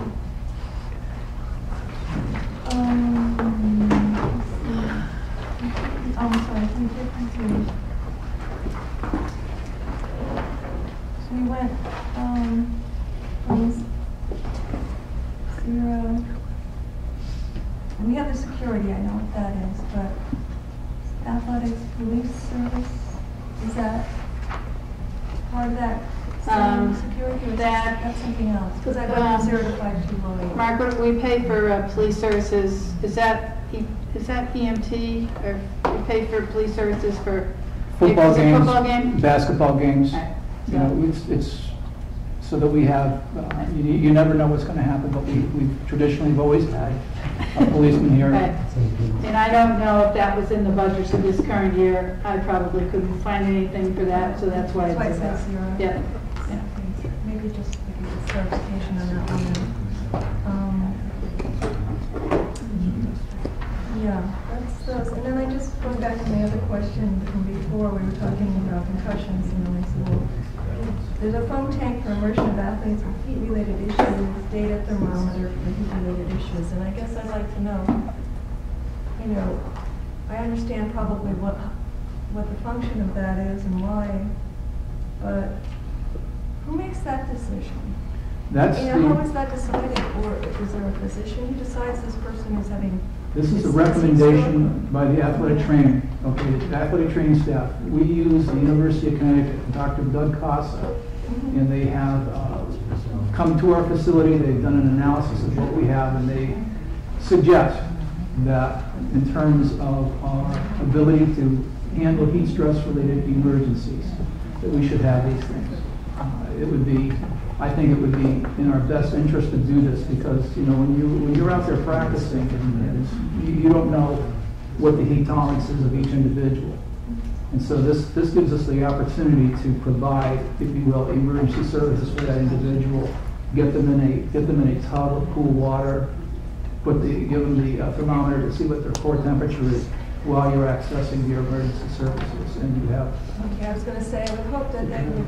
Oh no, everything's after you dial 911. But you're looking at providing that information to whoever it is that's coming there to work on that individual. Yeah. Okay.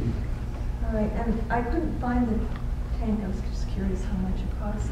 How much does the tank cost? The immersion tank, there are various kinds. I can't remember exactly what that one was. I don't have that sheet in front of me, but I think it's a few $100. We used to have a kiddie pool in the storage area. Okay. And the problem with the kiddie pool is that it would be filled with water, and then you would have, you know, dirt and everything else. This way, this is collapsible. We can bring it out, we can have it on the field, we can have it ready, we can fill it up with water, and then drain it when we need to. And it's usually, it's going to be for the fall, and it's going to be in the spring. I mean, when we have August football practices, which we usually do, that's sort of the time when we need to have those things put together. This is from the Corey Stringer group that's up at UConn. Yeah, I was just concerned because I've heard of some fatalities, especially down south, when they do practice in August. And then again, that's one of the reasons why we do this. We want to try to limit the and of course, if there's a heat advisory on, there's a consultation with myself, the athletic trainer, and the coaching staff to say, we're going to cut down the practice, or we're not going to be practicing outside, we'll be inside. But we don't have too many of those days, traditionally. You're saying that thing's going to be set up and ready to go? Pardon? You're going to say that thing's going to be filled and ready to go every practice? Yeah, if it looks as if the weather forecast suggests that it's going to be a high heat index. You know, usually I go to the National Weather Service virtually every day for all sorts of reports. So when the National Weather Service issues a heat advisory or warning or whatever, that becomes the foundation for us to put that stuff together, because at that point we know we've been warned, we've been told by the National Weather Service that this is going to be happening. This is what we need to do. You know, just a suggestion, Mark, it might be quicker, but I don't know if you have anyone with an Android phone or an Apple iPhone. We have those Get the too. OSHA heat tool. Yeah. And it has an app that'll give you just click on it, and it'll take the temperature of where you are and compare and tell you what the index is and what the precautions. Actually, our trainer has a variety of those tools. Stuff, same stuff. Yeah, and again, it's just to get us to the point where we know that this is stuff that needs to be. You pretty much know Yeah. ahead of time, but. Who's going to be responsible for setting that up, breaking it down? It would be the athletic trainer. It'd be part of their responsibilities. Mark, I asked a question earlier, but I can't seem to find it anywhere in this budget. What is the cost of the athletic trainer? Joe, I was waiting for a break. If you look at page 11 of the blue program and personnel budget, it's the last item under object 340. 11 of 26, that one, the blue one? It is, well, it says athletics, Other professional tech. It's listed as $30,600. It's page 11 out of 26, 11 of 26. Which object? It's object 340. It's the last item. No, athletics Athletics, other professional tech. $30,600. Someone had told me that was part of this decision-making process earlier on, that this cost should have only been, that we're only being charged $20,000 from UConn. Is there an actual invoice? It's a contract. It's a contract. Yeah, we have a contract. I think I'd like to see it. Can I have a copy of this contract, please?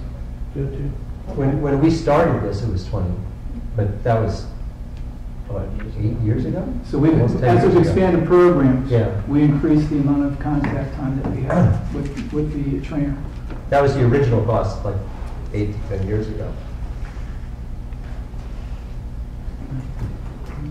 And then the other thing, I'm going to bring it up now because we haven't had a chance to, but since we met with Mark before, and something I think our committee's going to recommend going forward has been the cost, you know, of the gate charging for games, varsity games, JV games, and I think we're going to probably make a recommendation to change that. I think, you know, based on the data you presented to us and what other schools are charging, and when we found out that we're also paying for chaperones to come in as well. I think we actually need to have some more data. How much does an actual game, what does it really cost for us to put on, for example, a game tonight? A total cost picture so the board can see, are we losing money on every time we have a game? That's a good question, because tonight CIAC was collecting the door, right? Correct. And we have staff here from the school that are there. Technically their event. I mean, I know it's our kids, but They're going to give us we're going to get a So check. you get a piece of the action. We're going to get a That's what check from CIAC for $425. Now, if you're gonna ask me, is that gonna cover all the No, costs? it's not. It's No, it's not. it's gonna cover. But you're getting a piece of it. It's gonna be a good portion of it. Joe, the issue is, and I've maintained this all along, when we do events, my first concern, my foremost concern is safety. Is making sure that we have the ability to cover every exit. If we happen to have a situation where we need to get people out, or we need to have, any kind of emergency, I want to have people who I know, who I can rely on, and who are trained. The people that I get more often than not are individuals who are also certified in CPR and first aid. So you don't know, but I go back a few years ago, you may remember, there was a major fight that broke out in the stands, and the teams that were playing were Rocky Hill and Fermi. So we're not talking about, two schools that are just, these are two schools that happen to be in our league. But the fight started in the stands, went onto the floor, and we ended up with 5 or 6 people arrested. I think they had 1 or 2 individuals working the game that day. And so it became a mess. They had to call the police had to come in. And I look at it this way. If we have an event, I don't want to have to explain to somebody, why is it that we didn't have more security? I think we need to have enough security. So my job is to make sure that every one of those exit areas is covered with an adult. So in case, again, for whatever reason, we have to get everybody out of the building quickly.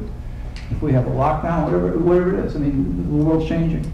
And I think it's probably, if I look at the last few years, we're fairly organized. And we do a good job. Is there a cost? Yes, there is. Can we reduce that cost? Yeah, that's a decision you guys can make. I would recommend against it. No, I think your points are well taken. I'm not saying that we need to look at reducing. I'd just like to know, because, I don't think when I first got on the board, you look at these numbers and, you add chaperones, you add security, but we don't charge for JV games.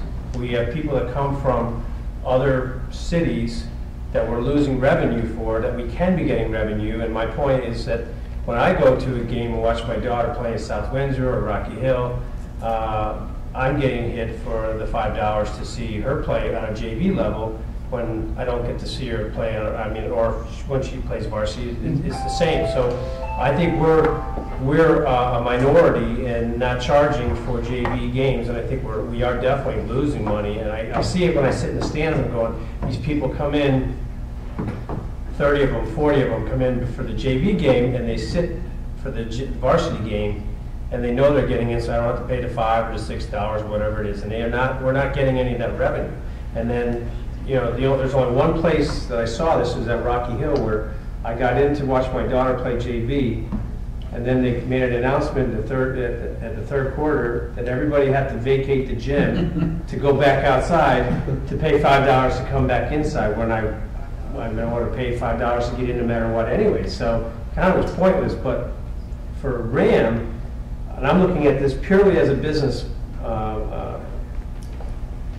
avenue, is that we are definitely, when you add in the security and all the salaries and everything else, let's just say it's costing us $600-700 and we're only taking in $100 at the gate. We're $500 in the hole. Well, the chaperone pay is $45. Okay, that individual starts at 6 o'clock, is there until the game is over. And usually I tell them you can't leave until the bus leaves. So that means that they're there for, let's say, 6 o'clock until 8:30, 8:45. So who do I get to? No, you're missing my point. I kind of agree with what Joe's saying. Let's say they were all free and volunteers, and there was no cost. I'm trying to figure out why, if what Joe is saying is correct, why would we not charge what other schools or other schools are charging? I'm not necessarily sure that, I think... No, that's exactly what he's talking about. He's saying that we're not charging everyone as the other schools are, right? And that is correct. He's saying they charge for JV and varsity, or you pay when you come in. And yeah, I'd have to go back and look at that, Joe, because I asked every single AD from the CCC, and I don't necessarily have the kinds of things that you say. In fact, I talked to Rich Seidman at Rocky Hill, and he goes, they charge starting at a certain time, and that's what a lot of schools do. If you looked at that chart that I gave you, I gave you the times that they start. So we start earlier now for JV games because of the officials the officials requested that we start freshman games at 3:45. We start the JV games at 5:15, and we start our varsity games at 7. So that way they're not there until 9:30, quarter to 10, which is what we were having the last couple of years. So if I'm going to start the charging for JV, I'm going to have somebody there at 5 o'clock. So that means that that person Right, who but works... what about the possibility of people who come into the JV game and stay there and don't pay the fee at the gate when everybody who's coming for the varsity game is paying? Where's the fairness in that? That's the question. I understand the staffing needs or whatever. If the board wants to go down that road, that's fine. I don't know if I can find we're enough asking to go down there. If you're telling us, no, we shouldn't do it, then tell us, no, we shouldn't do it, and you'll have to consider that in your committee. But if what Joe is saying is that everybody is doing this from his experience, I'm not necessarily sure I agree with that. Okay. I have a data piece that I put together that I think I shared with you folks. And if you some look, of your data was wrong. I mean, I can tell you honestly, I've gone to Simsbury to watch my daughter play soccer. Can't get in the gate without paying $5. You know, I've gone to Middletown. we don't charge soccer. Mark, I'm not disagreeing with No, you. as I'm saying, I know you if you can't. want to look for revenue streams, I'd like to be able to charge for soccer. You know, I'd like to be able to do that, but the problem that we have is in terms of fencing. We've been talking about also volleyball and lacrosse, which don't get charged. We also have the same Don't problem. charge for volleyball? I Same pay for field. volleyball. The only time we charge for volleyball is at state tournament time. We're required to. We've never charged for a regular season volleyball game. So we've been discussing about adding those two sports plus the JVs. Right. But you do charge for football. Yes. Okay, so it's on the same principle as soccer, right? There's no fencing, so that argument's kind of... But I have to hire people to sort of watch the area, and it's amazing to see individuals who will do everything and everything they can to get around. Yeah. Yeah. And I just think that what I'm trying to articulate is that there's more cost going out than we're taking in. Mhm. And how do you balance that? And I think I've kind of given that presentation there where I think where we can better ourselves and from a revenue stream point is you know, and I know it's been past practice not to charge for JV. That's a start. You know, so that's all I'm suggesting. I think when I look at the cost, and I didn't realize it, we're looking at stipends for teachers, which is $45 for two. And then you're right, you have to have the security. Then we have a police department presence. So when you put on a game, these costs really start to add up. And I don't think that really has been presented well. And that's what I'm asking. If we could look at the overall picture, let's just pick basketball. What does it cost Mark Logan or RAM to put on, from a cost perspective, what's the outlay for cash or revenue, or expenses, I should say, for a game? if you have, And I mean itemize it. So I mean Ray is this, Mark Rivera is this, X, Y, and Z for teachers is this, and then you know then you got tech, count our athletic director, his time, and everybody else that goes into it, the janitors and all that stuff. It's a lot of money. We're also entertaining maybe lowering it for the students to zero. Yep. And let them go. And then you also have a sports booster group that has a card that we've allowed that gives people. But I think that we haven't really done a good job of that. That's a good point, Mark, because I don't think we've done a very good job of promoting that Sports Boosters program. They're struggling because a lot of parents don't realize that is there for them. You know, when you pay $30 for husband and wife to benefit to go in and watch a game, where let's say, what is it, $5 we charge normally? You're getting it for $2.50.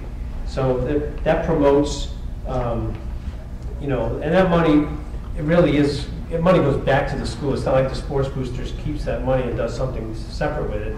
They give the money to Kevin Canice is a good example, $6,000 for a scoreboard, goals. I know some of the other teams have, you know, if there's buses are needed, you know, that money is there for them. So we can do a better job, I think, of packaging that, marketing it together, with the sports boosters and how we maybe tighten up our constraints a little bit. Carol? Well, I was just going to say, you were saying students from 0, and I think, you know, yeah, I agree that we should charge, but I think that there also should be some way of making it so that the students who may not have parents who are supportive of sports or may not have the money, that they still can come and support their friends or fellow students who are in a tournament game or something. I think there should be some way to make it possible for them to attend when they don't have the money to go. So I think that's probably a conversation for a whole different time, but I think it's a good idea to see. My only comment to that would be, we're getting proposed with a lot of new costs associated with athletics this year. My question, back in line with what Joe was saying, let's at least give it the old college try and look and see if there's a way that we can generate additional revenue from gate receipts, some way to enhance, rather than automatically going to pay to play to try to increase some level of revenue. If there's another way that we can try to extract revenue away from hitting our families directly, maybe charging people coming from other districts, but I just try to be creative, that's all we're asking. And about the last thing, you know, this particular document here or this item on Title IX, it says it's I not. got an update from Oh, understood, but it should not impact the gender equity number. Whatever is the official decision, whether it's, it would be nice maybe just for the benefit of the board to have that in writing with someone's signature. The board can say that it's actually done its due diligence on that. That's it. Thank you very much. Oh, sorry. That's all right. That's all right. I just let the scenario play out. So, just a couple of things. So, as far as the freshman sports piece goes, I understand the viewpoint from a long-term perspective. Program that existed, board cuts. Now you're looking to reintroduce. But for this board, it's adding a program because from a budgetary perspective, it's adding programs. I know that I struggle at times. I actually had to go back to look at the information back when football was originally being discussed in the early 2000s. And a lot of talk back then was, hey, this is going to be a self-funded program. There's funding sources from the outside that are going to help cover this thing. We've got it. And now we're looking at a number of expenses mounting and things that the board may not have even thought about or anticipated. These programs not only add to the athletic budget, but they add to our special ed budget in the form of concussions that lead to IEPs and other things. So there are downstream costs that we have to factor in as well as we continue to add things in. So it's a factor that we have to take into account. Well, the concussion costs, the IEP piece is relatively new. And while we're on the subject, you're going to have sudden cardiac arrest coming up next year. Okay, so it's like an unfunded mandate from the state. They decide this is what we want to see you guys do. And while we're on the subject of that, I mean, we have a gym that has a capacity of maybe 600 some odd people. As a Class L school, we cannot technically host a tournament game unless we have 900 seats available and 500 parking spots. So I use my persuasions with individuals at CIAC to say I think we can comfortably handle our tournament games. But if we were to have a home tournament game with, let's say, another school that had a tremendous population, we may have our site removed, and that means that whatever revenue we would get from concessions or things like that would be lost. And the class determination is based on school size? School enrollment, male and female. So they do classifications by the number of sports you have, and then they do classifications. So it varies, but we've grown. We're at the bottom end of that L, but we're still there. How many seats do we have? I think we can fit 600 and change in there, but I'd have to go back and look at what the fire department says we can have. And how many would we need? We need 900. And it's not a matter of adding more seats, because from a fire marshal perspective, it's expanding the space. Well, you can, right? You can on the other side. We have another whole half gym, right? So you could easily do that if you had the money to do it. If you had the money to do it. But you'd have to get them platform risers and all that stuff, and then that's putting all that together. Your seat might not be that good. Right. You just have MCs, you know, 300 easily. Um, As far as the heat-related issues goes, as a former EMT, fully supportive of anything that we can do to take care of those because early treatment's helpful, but important thing for me to understand, we're talking about a resource that, under those circumstances, at least, unless we're looking at trainer availability for the middle school, is only going to be leveraged by the high school, correct? Yes. Okay. And then the other piece too is as far as funding for CEUs and education. Again, supported from the perspective of knowing that that's only going to continue to skyrocket and escalate. It was, it was concussions. Now it's cardiac. It's whatever the next medical issue is that they decide to research. They're going to tack on an additional, $400 class cost for every one of your coaches to have to deal with. So fully understand the side of that. And we'll be up for that cycle for concussion this year. We have to do another continuing education unit for that. And then they'll bring in the sudden cardiac arrest. Thank you very much. Can I ask a question? What did you mean when you said the athletic trainer is contingent on the high school, or it's? So, with a heat-related issue that comes up, a trainer's in a medical position to determine this is a heat-related injury. It's a proper course of treatment for this student is to have them get into the tank, cool down, get the temperature while you're calling 911. If the middle school doesn't have that trainer resource available for a middle school athlete, there is nobody who is medically cleared to necessarily make that call to say emergent therapy is the right thing to do. So even though the resource is there, doesn't mean they can use it. It's got to be supported by somebody who medically is cleared to say, yes, this is the right thing to do. Okay. All right, thank you. This time, thank you very much. Really appreciate it. Thank you. I've enjoyed the evening. The girls won, by the way. Yeah. Oh, good. In case you wanted to bring up, it was a great game. So on to Madison. Kathy, do you have the handouts from Saturday? That's what I just gave you. Just the blue, that was it. Was there a Yeah, calendar? Was there a calendar? Yes, I gave you a I don't know what calendar. It's the white with I have to look up. Score? Amy just gave me it anyway, so I have it. Do you need it? I just gave it to you. No, you just gave it Yeah, to me. it's over there. I don't think Was it competitive? Yeah, I don't think so. Was it competitive? Amy She's just- close? Amy gave me. Surprisingly, Is that it right there? No? it was Amy gave me one, it's okay. I'm done. I have one. 21 to 3. Which I think it was a defensive game early on, but Shane thought I'm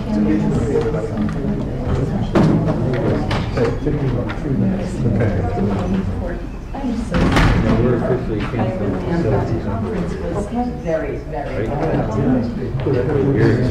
Yeah, well, All right. the conference was, last next week was great.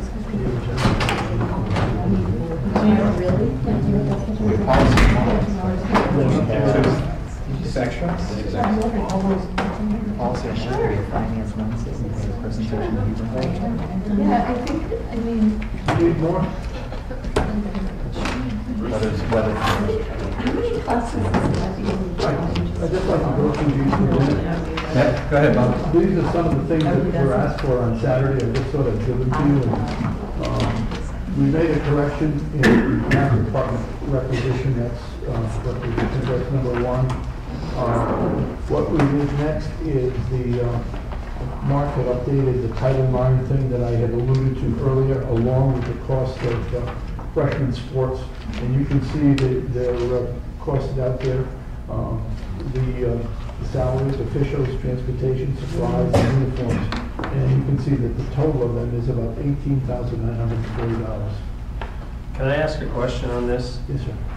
If there is no freshman girls basketball, what happens to that money? If we approved everything tonight, what would happen to that money? Then we wouldn't probably, we wouldn't ask it to be appropriated, we would go back. That's what we've done in the past. It would be a budget reduction. Yeah, it's no problem. And then we've got the Title IX compliance that we've talked about. Then you asked that we expand the lease agreements. Jane had done that for you. That's another document in there.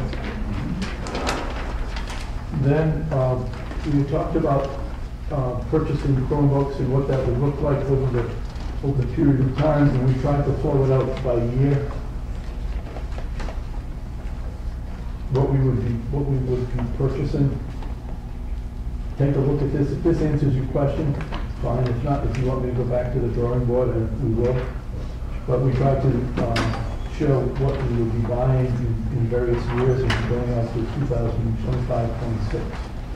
I want to show the comparison of it if we do this leasing versus if we bought them right now. What would be the buying? What would we be paying every year? It's on this budget. Leases versus purchase. We'll have to, yeah, we can outline when we're buying. You're talking a lease of just the one-to-ones? That's what you're, that's in the budget, right, currently? It's in the budget It's a currently, but lease. you want this flowed out to these years. Right, if we're gonna be doing this every year, mathematically, a lease makes absolutely no sense whatsoever. Okay, and that's why we've outlined this, now we just need to come up with a What quote. did you say, Rich? Mathematically what? A lease makes absolutely no sense. I went to the Google Summit, and I was at a particularly not helpful session for me, so I went to another session that wasn't so helpful. So I went and I met one of the head people of the Google Summit and what he told me that he was doing in San Diego, and it was just kind of an interesting idea. He said that Chromebooks are so inexpensive that they don't buy insurance. And I don't know if this works or not, but he said they buy 10% more. And it was just kind of an intriguing idea. I didn't look into it because I think that was, I'm so off on days as this, that was yesterday actually, so, but it's just kind of an interesting idea, so I don't even know if that would ever make sense, but he seemed like he knew what he was talking about, so the 10% extra, of course, was if something breaks or for replacement. No, that makes a lot of sense. Does it? Yeah. Okay, just going on, the distribution of laptops. The next is how the electricity was calculated.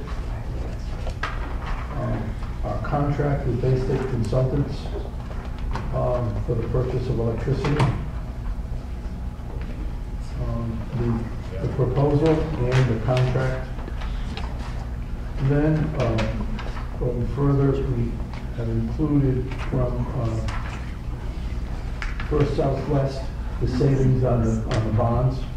If you look at fiscal year 2016, the savings for that year would be $126,000. Fiscal year 2017, the savings would be $111,000. And obviously dollars. So Bob, why are they, it's roughly about, I didn't count it up exactly, but it's about 45,000 that they're taking all the way through the next 8 years. Is there any reason why they can't take the full amount in the first 2 years? I think that some of that is breakage, in other words, the way it's calculated out. Fiscal year 2016. That would be the year, that's the year budget we're working on. Right, so we would be able to reduce, somebody would be able to make a motion that Manny and I are doing the calls tomorrow and Wednesday. So once that's confirmed and we know what the actual rate will be, she will revise this chart, tell us what the actuals are, and then we'll be able to make a motion to reduce the debt line on here by that amount. This varies from day to day, so these were good when it was prepared this morning. Yeah. What happens tomorrow afternoon and what happens... I'll let you know. Yep. So when Is your would this? conversation tomorrow, Danny? I'm sorry? Is your conversation tomorrow? I guess you call it an auction There's tomorrow. a preliminary It's an conversation auction. tomorrow and the award bid on Wednesday. Well, since, I don't want to skim through this too fast here, so you're saying, I thought we were talking, the number was, the present value was 275, is that correct? Let me go back to it. Because these numbers don't match Look at up. the aggregate budget savings, and that's the 279. What numbers are not matching up, Joe? Well, My understanding when I looked at this on Saturday was the net present value of the savings was $275,123. Right. And then we're talking about first 2 years. I thought we were only taking in. And that's the question, that's what I sent to the consultant, that's what my question is, why can't we take the full spread in the first 2 years? Oh. So there's probably a timing to the contract or something that's requiring that we take the spread on the back. Any idea, Jane, why that might be? No. I sent the email out right after our meeting on Saturday, and this was the revised schedule, because I called Bob on the way over, I said, why are we taking roughly 45?